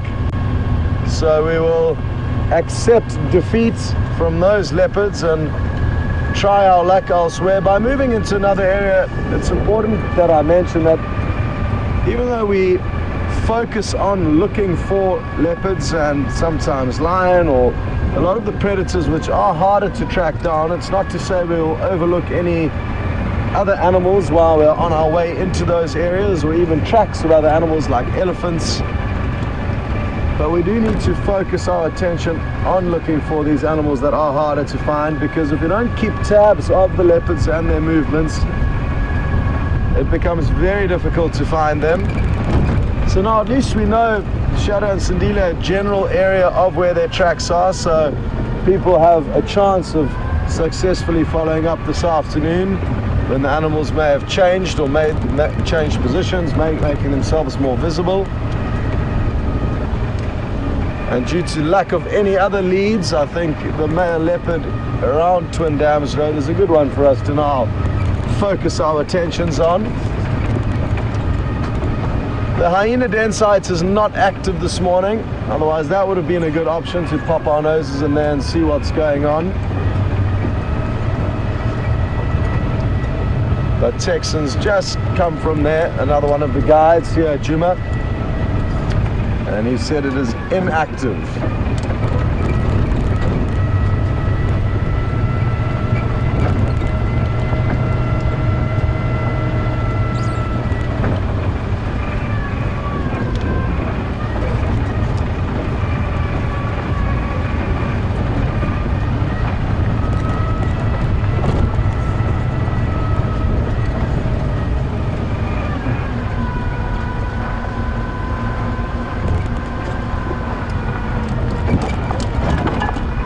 can't help but wonder where Karula's disappeared to. After I found her yesterday morning, when she made that kill while we were on foot. It was incredible. I thought that we'd at least have her confirmed sighting of her in the afternoon, but she'd managed to consume the whole kill yesterday morning, and since then there's been no further sign of her. She could still be lurking around as well, and I'd love to see her. I haven't spent much time with her in the last few months, so now that she is on Djuma, what at least we think she is, it would be nice to try and see. I'd really like to see that gash on her leg. Even though it's nothing to be concerned about, it would be nice to note how quickly it develops, also how it recovers and heals. I wonder what it was that caused that gash, possibly catching some prey with sharp ends. Even the dike and the steenbok have got very sharp horns. Warthogs with their sharp tusks. Possibly a fight with another leopard, who knows?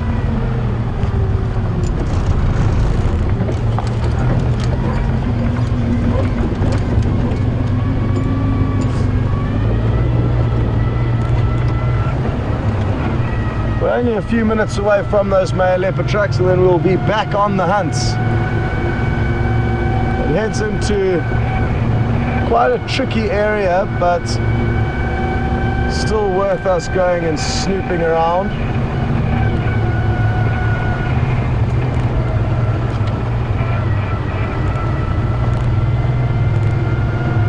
And it was just down to our left over here, where yesterday morning Karula caught that steenbok.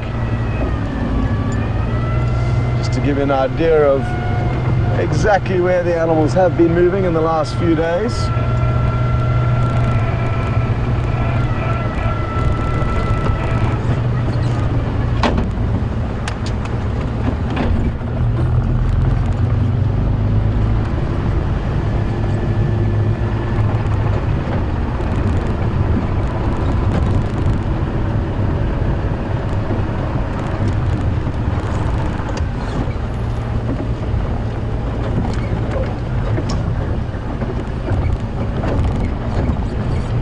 The fact that Jamie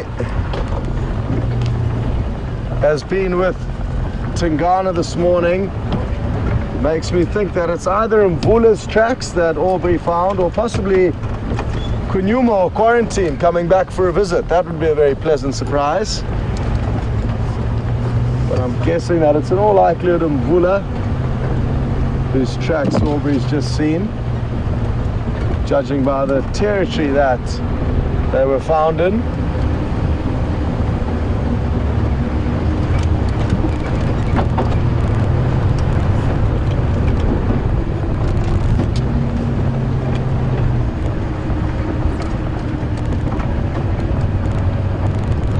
And just to keep you updated on Jamie's plans and movements, she's currently just made space for another vehicle to join the sighting of Tingana, and as soon as they've enjoyed their sighting, they will make space for her and she'll return. So you will get to see some more views of Tingana, hopefully. There's no guarantees out here, but that is the plan at the moment.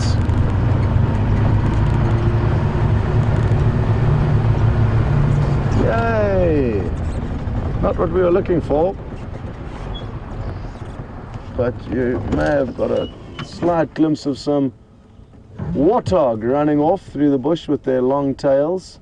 Well, not their long tails, their tails held upright. And there's a few impala in and amongst them there. Sadly, the warthogs don't hang around, they're a bit camera shy.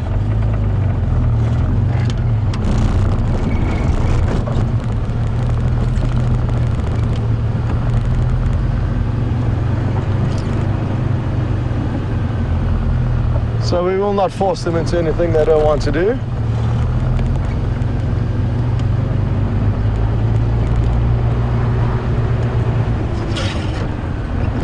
It would be really wonderful if we managed to find Mvula, and that way you can compare the two dominant males that occupy the territories that we can drive along. Some of you may be new to the show, you may not have heard of the Anderson male leopard. He's a third male that we could see, also big and dominant. We've only seen him once, probably quite close to where you're looking at Tingana now on the western boundary of Arathusa.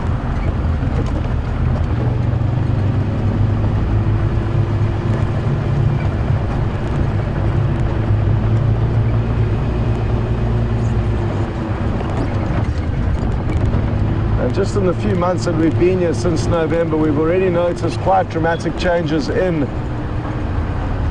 the leopard's territories and where they're moving. Shadows pushing further east onto Juma, so is Tingana, and Mvula's pushing further east away from us due to the pressure from Tingana, and I guess Karula's in a similar boat to Mvula, and she's also pushing further east and north, probably due to the pressure that her daughter Shadow is putting on her. Oh, this is apparently where the leopard tracks head down towards Mamba Road. So I'm just going to jump out quickly and have a quick look to try and make sure I've got the most intelligence possible.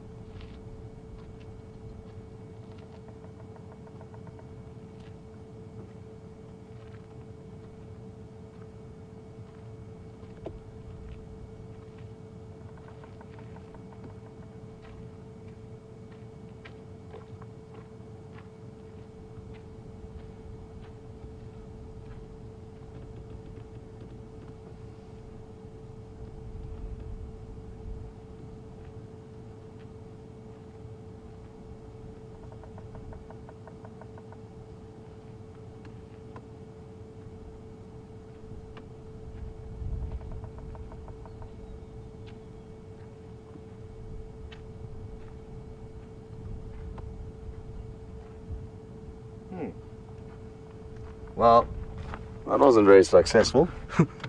I didn't see one track. So we'll just continue.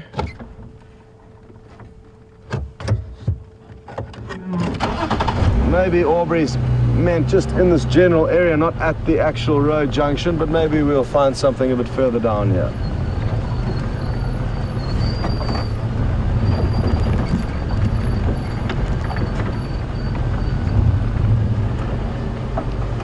Ah, there we go.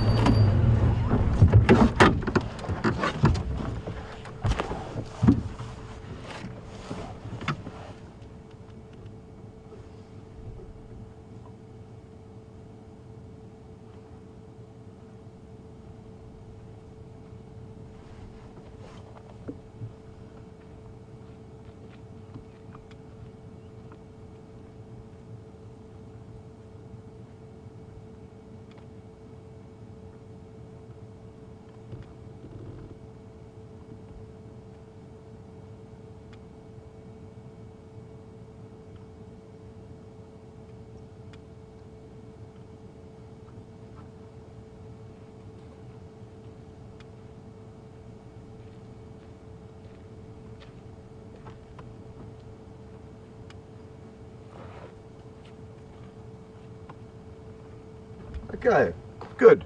He veers off down this little pathway, and what we're going to do is we're going to drop into the riverbed and follow along. I'm guessing his tracks will pop out into the riverbed. But he kind of slinked around here and then headed down to the right. Good.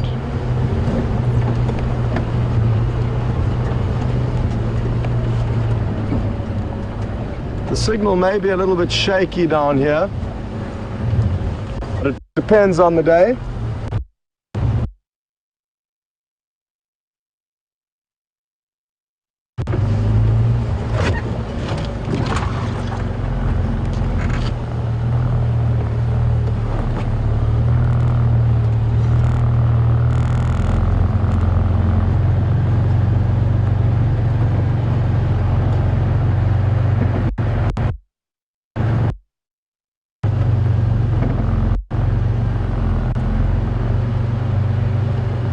Come on, big male leopard.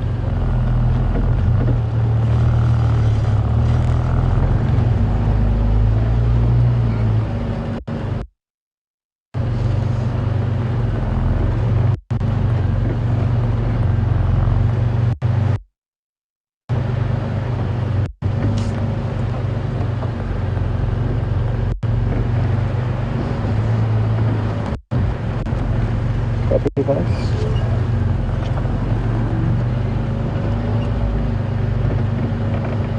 Huh. Well.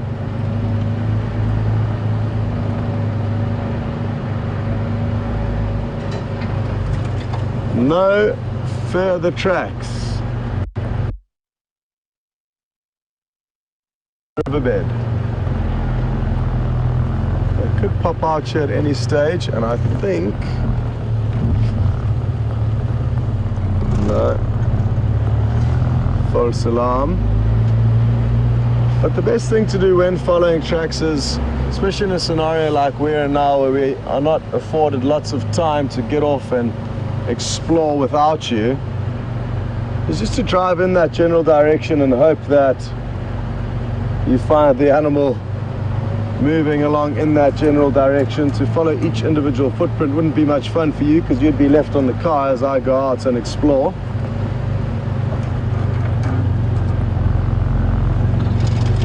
But it means that we have to kind of do a haphazard tracking exercise, which is my excuse basically that I'm using.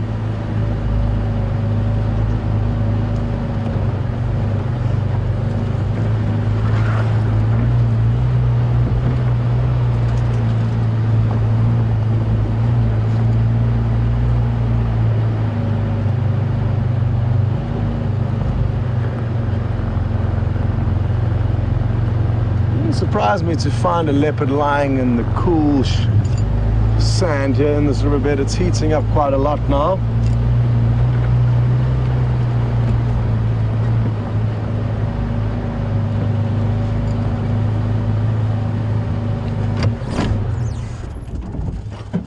Okay, good. We've got squirrels alarm calling up ahead of us. What could they have seen? Maybe the leopard.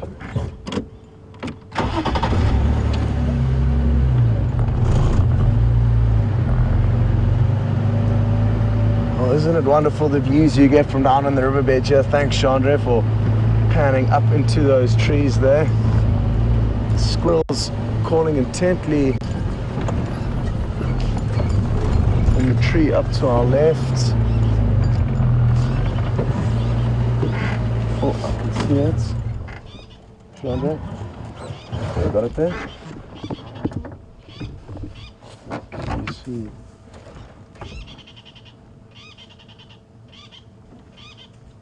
Diker just rattled behind us. Oh.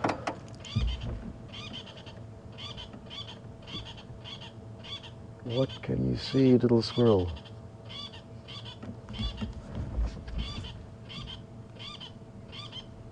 I can't see up onto the bank. It's quite steep.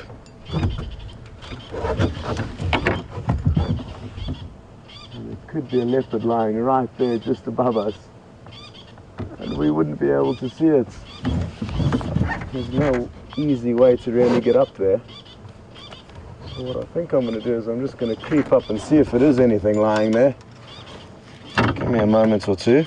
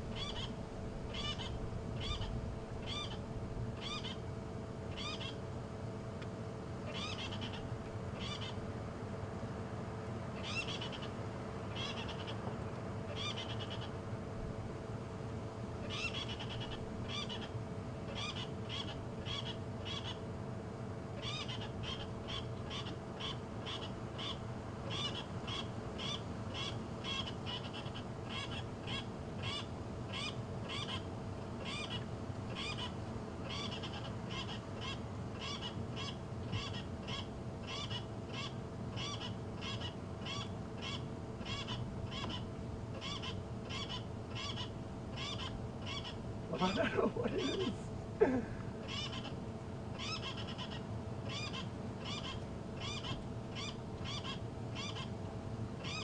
There's a genet. There's a genet.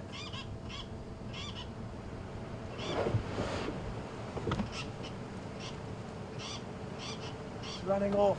Ah. So for those of you who couldn't hear, that was a genet.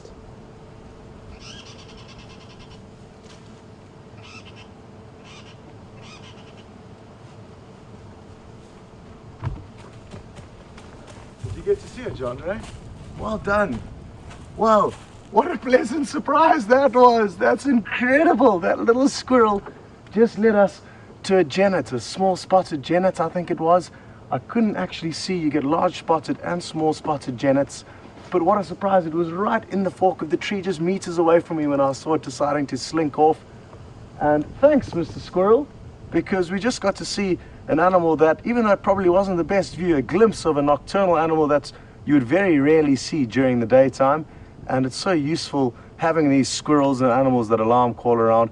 I was expecting to see a snake curled up in the fork of the tree, but that squirrel led us to an awesome, awesome sighting there. Whew.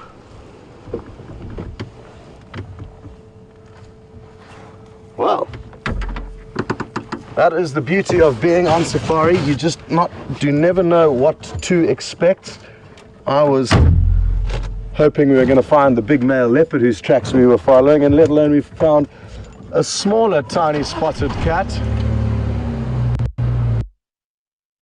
Wonderful.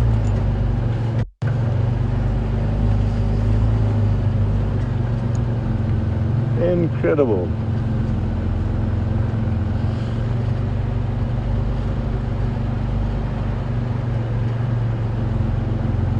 And the fact that we have found our next friends to enjoy this morning is also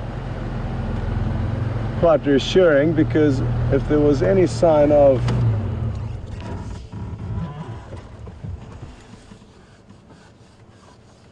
a leopard in this area, these monkeys certainly wouldn't be as relaxed as they are.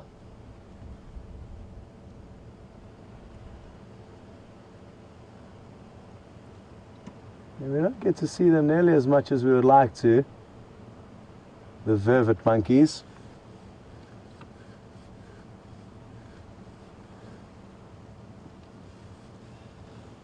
There's a lot more in this tree and the surrounding trees, so I'm just going to creep forward a little bit and try and get you some better angles.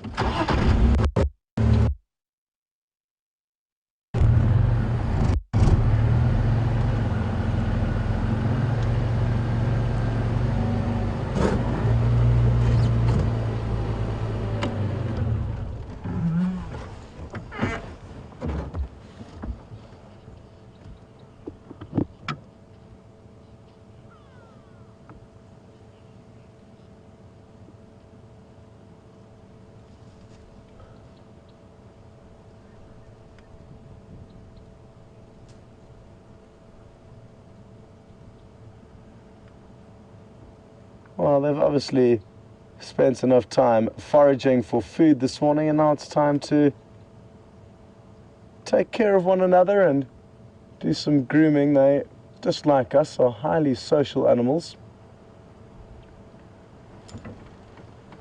And this could well be a mother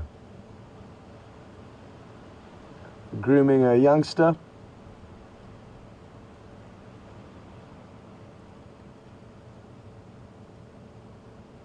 Taking the utmost care, making sure she doesn't miss anything.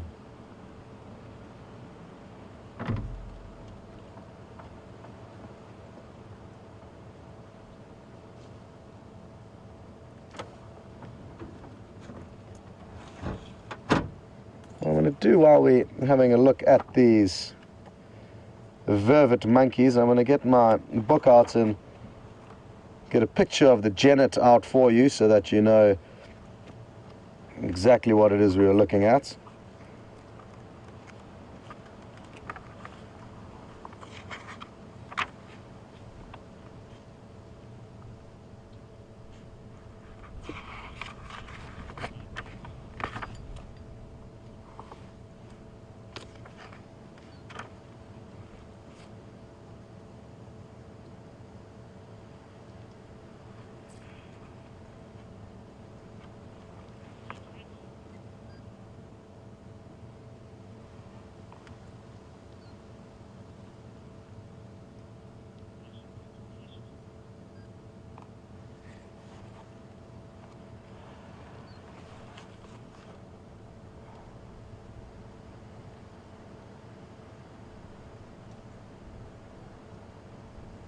Well, that individual on the left is in its absolute element, eyes closed. Nothing like a bit of monkey pampering.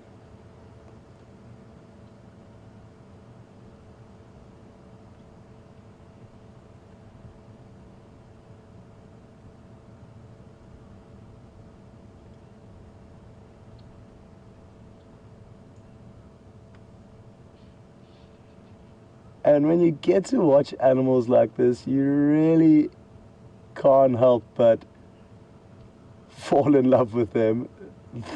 She is taking such care in him, and he's also posing quite ridiculously.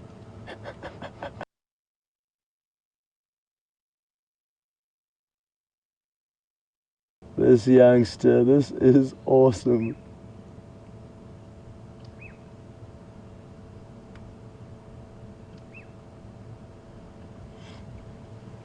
It is, I guess, important to say that she will be getting tiny little tasty treats. Any ticks or parasites that she finds, she will eat. And they are omnivorous. Like most primates, they will eat meat or insects. And she's checking all those areas that are hard to check yourself, I guess, even for monkeys.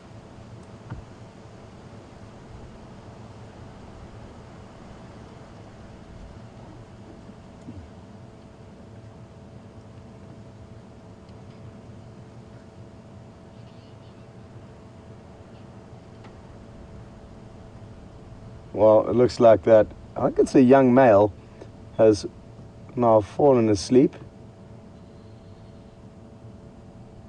And she's having to move around in order to check the other half of his body now. Go ahead, Craig.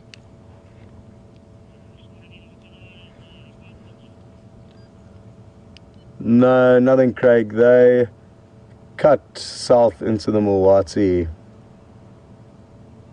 from the western side of the road, from Twin Dam side, and I didn't find any tracks popping out into the Mulwati. Lots of monkeys here that are very relaxed.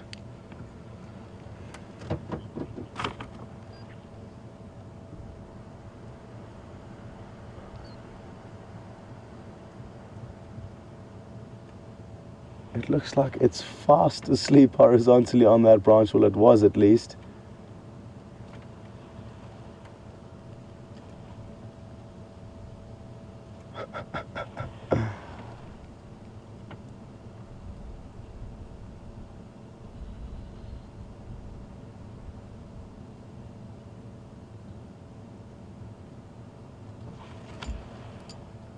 I can see another two members doing a similar thing nearby, also allo grooming one another.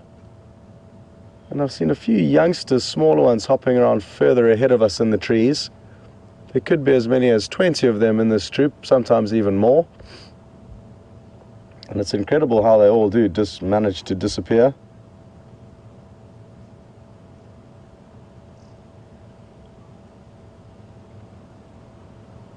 It's really good to be back driving through the Mulwati riverbed. It's such beautiful scenery in here. And even if you don't see any animals, just these large trees make for a magical scene. Especially this one. This is a large boerbean tree.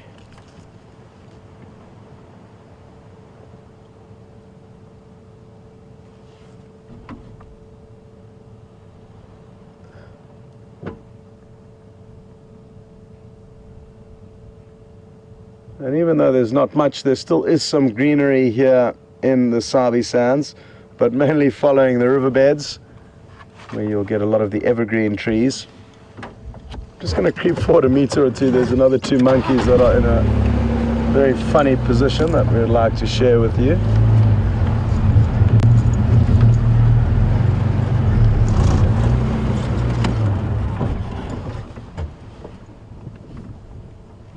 And just like the other two, it appears they are having a very thorough cleaning. Oh, look at this. Draping himself out over those branches.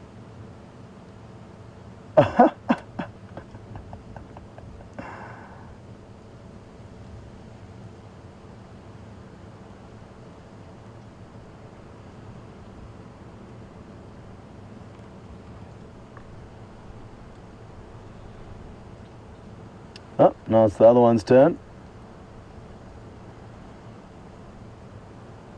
It'll be interesting to know how many hours they spend every day grooming one another. I'm fairly certain it's would be quite a surprising statistic, because to keep in good shape out here, it's important for all these animals to maintain low parasite levels, and there are large amounts of ticks that will latch on to any of the warm-blooded animals whenever they get a chance. Not only the warm-blooded animals, actually, they'll also latch on to the reptiles who are cold-blooded. Oh, it's the tail test now.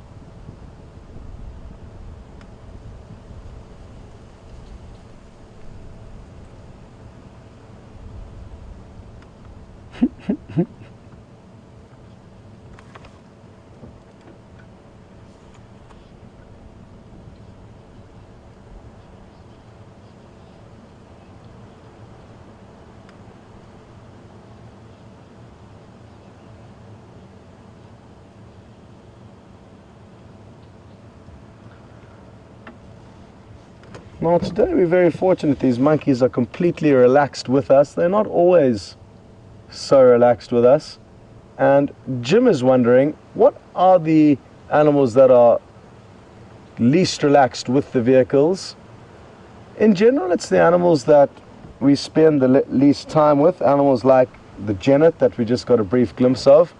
Because we don't spend much time out at night, we tend to find that the nocturnal animals, because they aren't exposed to vehicles very often, they don't hang around for our sightings.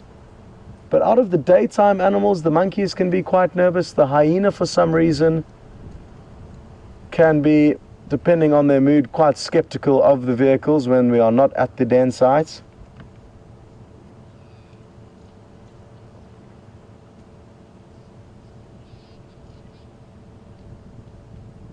But I guess warthog and duiker are also some daytime animals that will run off when they see us, as we saw earlier with the warthog. A lot depends on the environment that you see them in. If you see warthog in the correct environment, which is very open vegetation, they'll be a lot more relaxed with us because they'll feel safer in those areas. Whereas in thick bush, they're going to feel less safe. They're very short. Therefore, can't be sure what may be creeping up on them.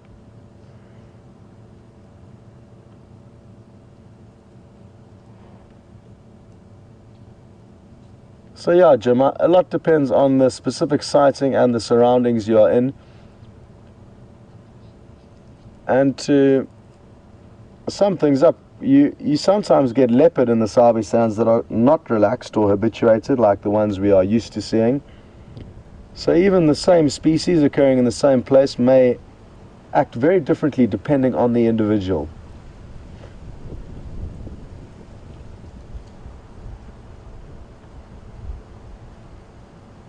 The most relaxed animal on the flip side, again it depends, but I guess lions would probably be the most relaxed with the vehicles. They can walk just meters from us.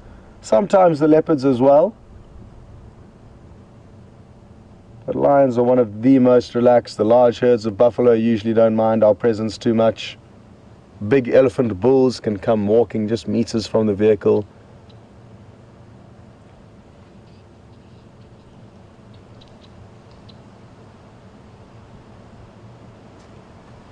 What a beautiful view this is.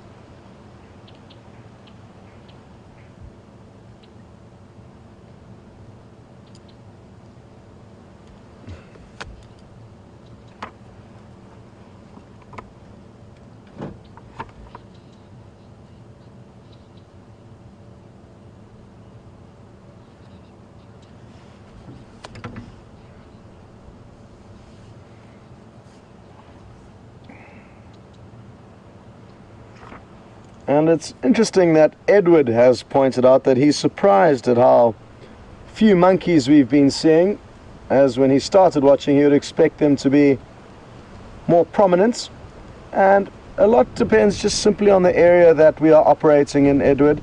You get other areas of the Sabi Sands that follow the Sabi and Sand River where there's a lot more suitable vegetation and food for monkeys, where there's high both monkey and baboon populations. Whereas here at Djuma, for some reason, the baboons are not around and have only spent a very short time on our property. There was a troop that came through for kind of a month. We would see them on and off. But I know from spending time in other areas of the Sabi Sands, we did have great monkey viewing in those areas. And I guess you can't have everything all in one spot, and we certainly can't complain as to the amounts of animals we do get to see here on Djuma and Arathusa.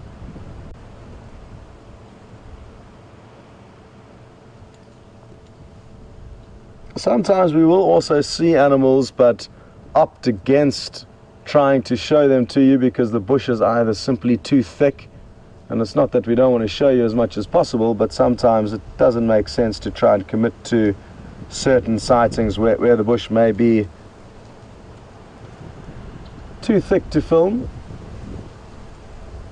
So that is something that I guess you may not factor into the equation.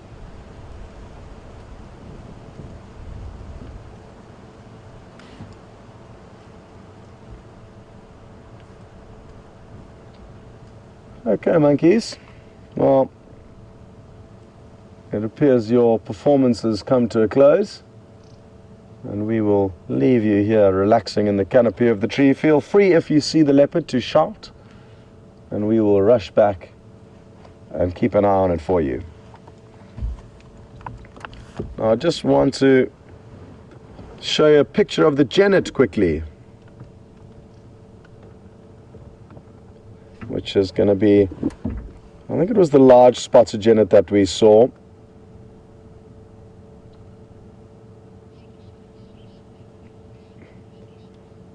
And if some of you have just joined, we heard a squirrel alarm calling earlier, and we are in the area of some male leopard tracks, and this is an aquatic genet skin. They're incredibly rare, the one I've just covered. But the one we saw, I'm fairly certain, was this individual here. The large spotted genet, which has a black tip to the end of its tail. The small spotted genet, which is at the bottom right of the picture, has a white tip on the end of its tail, and it's actually larger than the small spotted, so the names can be confusing, but small spotted refers to the tiny little spots, not the body size. And if Jean-Andre just pans to the bottom left, you can see the slight difference here. The large spotted is not as long and as large as the small spotted, but it does have larger spots, finishing in a black tail tip, and the the small spotted in a white tail tip. And we got a brief glimpse of it. So well done to Jean-Andre for his fancy camera work, because I really didn't expect you to get a view. It was just about probably 2 meters away from me when I saw it scuttling out of the fork in a tree and then making its escape away from myself and the squirrel who was alarming insistently at it. What a bonus, and thanks very much to that squirrel. That's the last thing I expected to see.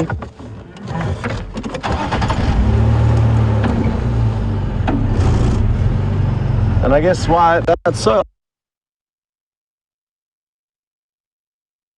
the alarm calling but may not be able to find it. It's often that the predators that have been detected are very small and or hidden.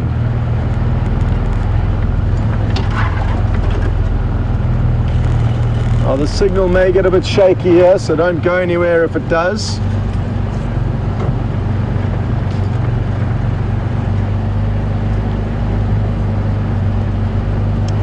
Because it will correct itself once we get out of this riverbed. And we are approaching Twin Dams shortly.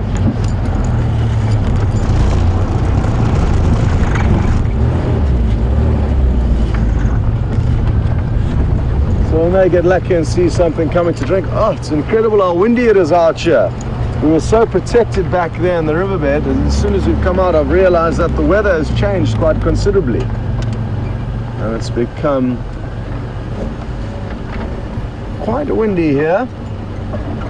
We have been having windy days over the last week or so. But typically it tends to pick up mid-morning and then tends to calm down towards later on in the evening. And if anything, it just helps keep us cool on these sunny and warm winter's days. Sure, it is drying up here drastically. I think this is where James performed his catfish wrangling skills. And I think what I'm going to do is I'm going to wait for it to dry up a little bit more before I show him how it's done. But what we will be able to show you is the catfish that I can actually see breathing.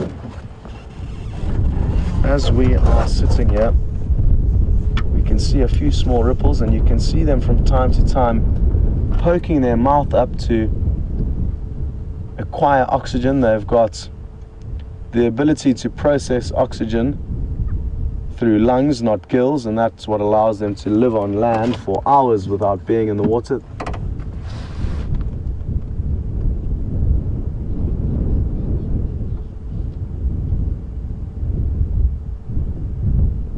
Oh,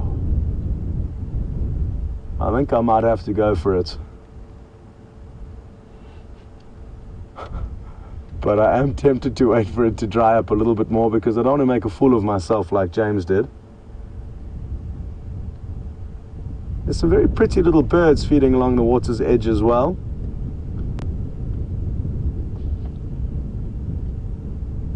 Called three-banded plovers.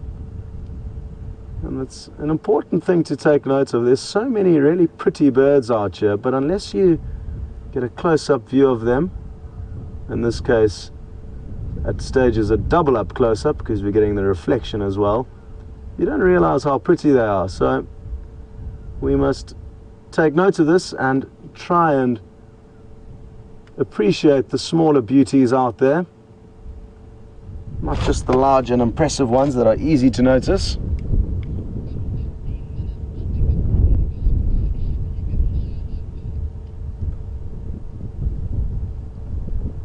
Okay, well, what I'm going to do is I am going to, I don't know what to do. I'm tempted to try and catch one of these catfish just to show you and then put it back. It's not going to make a huge difference to the fish. So let's go for it. I'm just going to have to take off my shoes. I'm wearing long pants, which disadvantages me. James was wearing shorts, but there's nothing a washing machine can't fix. And stand by for a catfish.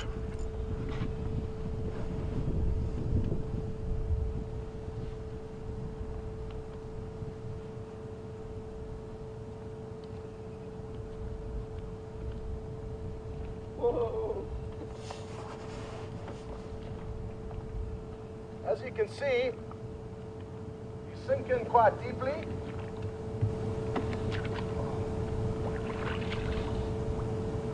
But I'm feeling confident.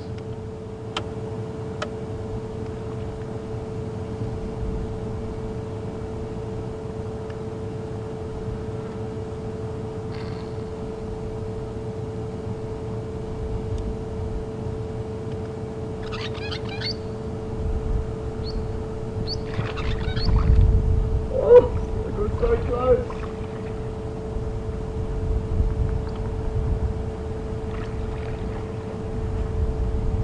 What? Oh, I felt one! They're so slippery!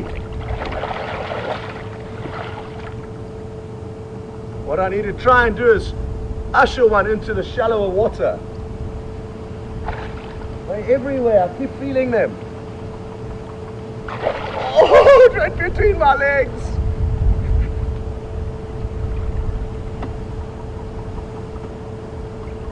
Surely we will get one.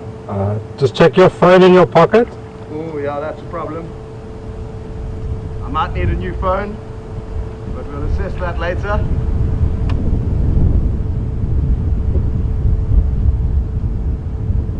They're quite big, I'll tell you. They're probably about this big.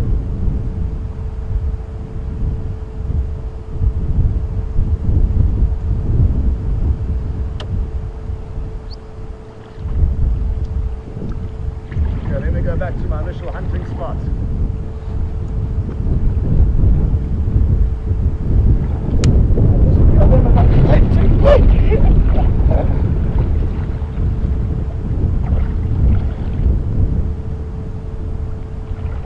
There are so many in here.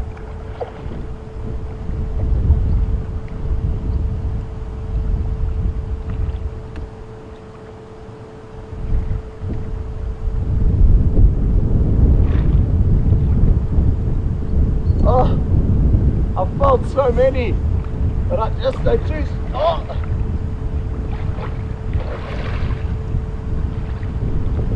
They're just too slippery.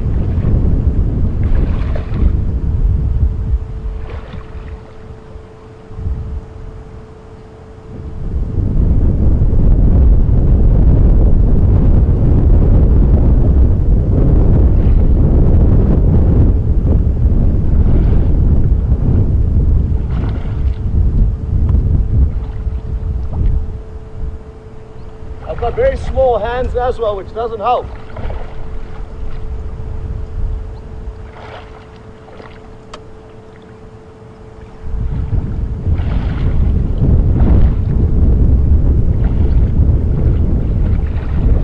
Oh. This is so much fun.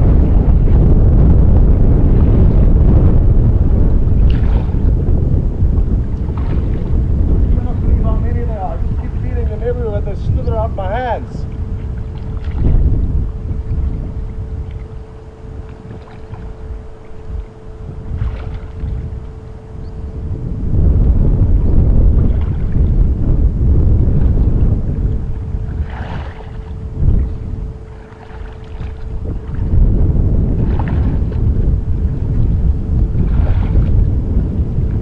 I'm finding my tactic.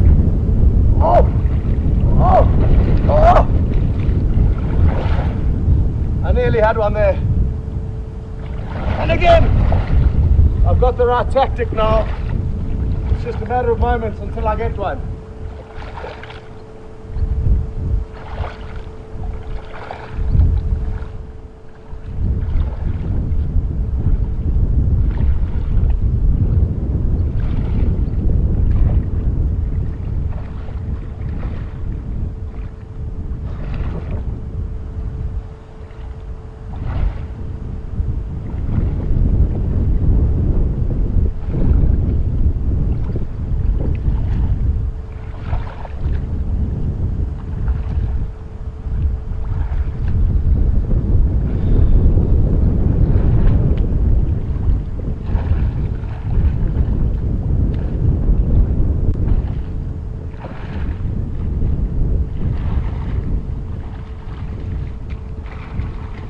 Oh!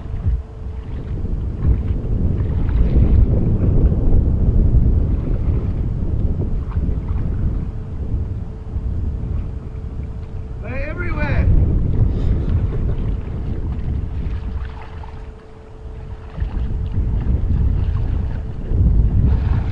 What I'm trying to do is to pin them down, but I just can't get it right. We can link to Jamie. Okay, well, we're going to send you back to Jamie. I'm not going to give up until I get one. We'll see you later.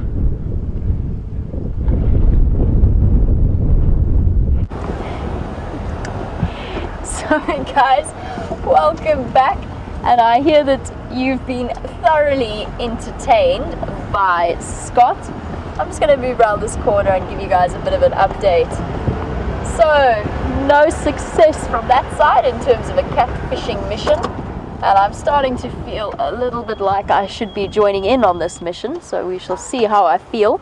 Highly amusing though, and very entertaining. So while you guys were busy watching what Scott was up to when he was puddling around in the mud, I was on the Game Drive channel just checking up on the last known location of the Styx Pride with the Matimba males, and they are unfortunately across our boundary on Little Gowrie, so just to the southeast of my position, and they killed a kudu there and are currently static in that block. So if you were wondering, I did try and follow up on the lines, but they have just jumped the boundary. So in the meantime, I have made my way back onto Djuma, and I've just been looking for various things to keep us all entertained. Unfortunately, I can't quite compete with Scott's antics at the moment. There's definitely no catfish around me here. So let's keep trundling along for a while and let's see what we can find. Keep taking.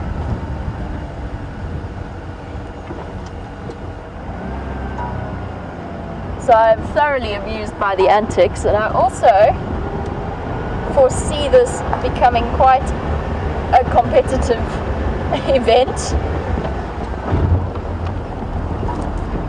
And I think if he does catch one, there will have to be repeat performances. I've just got a raptor flying off here that I'd like to see if maybe we can get. It is ducking and diving, so it might be a bit tricky. I just want to be able to see what it is.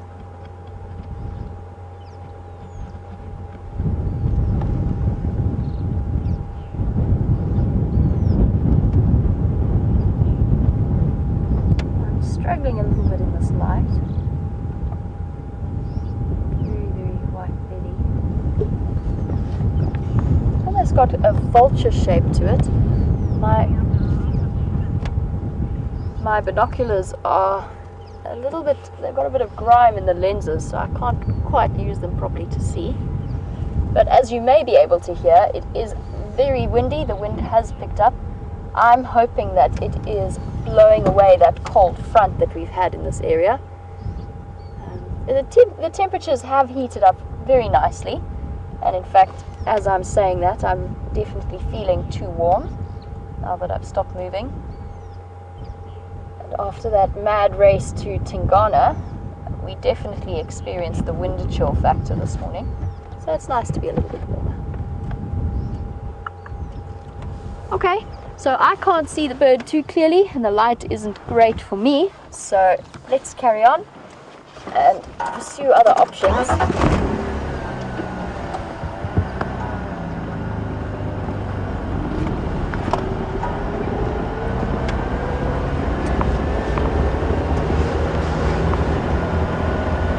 And I really can't believe how fast this morning's drive has gone. Time has just flown by here.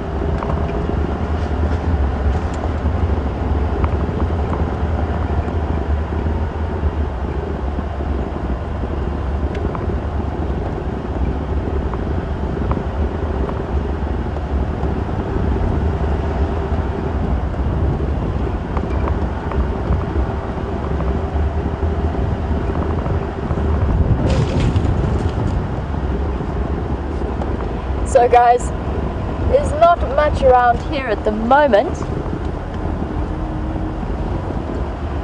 So let me stop in some shade and we can just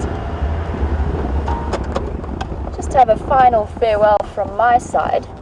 So guys, a really fantastic morning, sorry, we aren't in the afternoon just yet, but it has been really exciting. We got Tingana just at the edge of our boundary, so at least we got to see him, and I know there was some excitement with Scott and his tracking and those hyenas that came through, and now his incredibly entertaining antics in the dam trying to catch the catfish. So I don't want to keep you away from that for too long, so I'm going to say goodbye and thank you very much for joining us on the Sunrise Safari. Don't forget to join us for the Sunset Safari, where I have a great guessing game lined up from the beginning. We're going to try and figure some stuff out. Thank you to Andrew for his wonderful camera work under occasionally dangerous and life-threatening, or at least eyesight-threatening conditions. And as always, thank you to Nikki and Lou in FC and Eugene and Alex. So guys, tune in for the Sunset Safari and I will send you back to the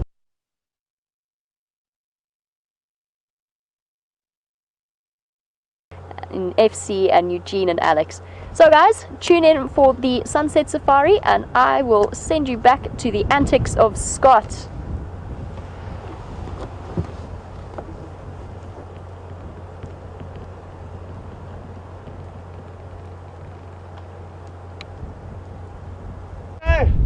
I promise you I caught one and then I let it slide away. So now I'm trying frantically to get another one. But I did get one, so I'm ahead of James and you just have to trust me. I'm so tired. This mud is killing me. Oh. But let's try one last time.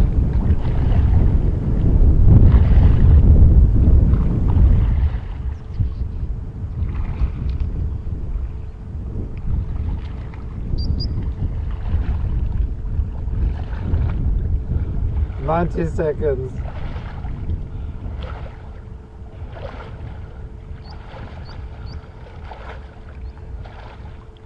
Oh, one just slithered past me again. Anyway, enough's enough. I did catch one, I promise you.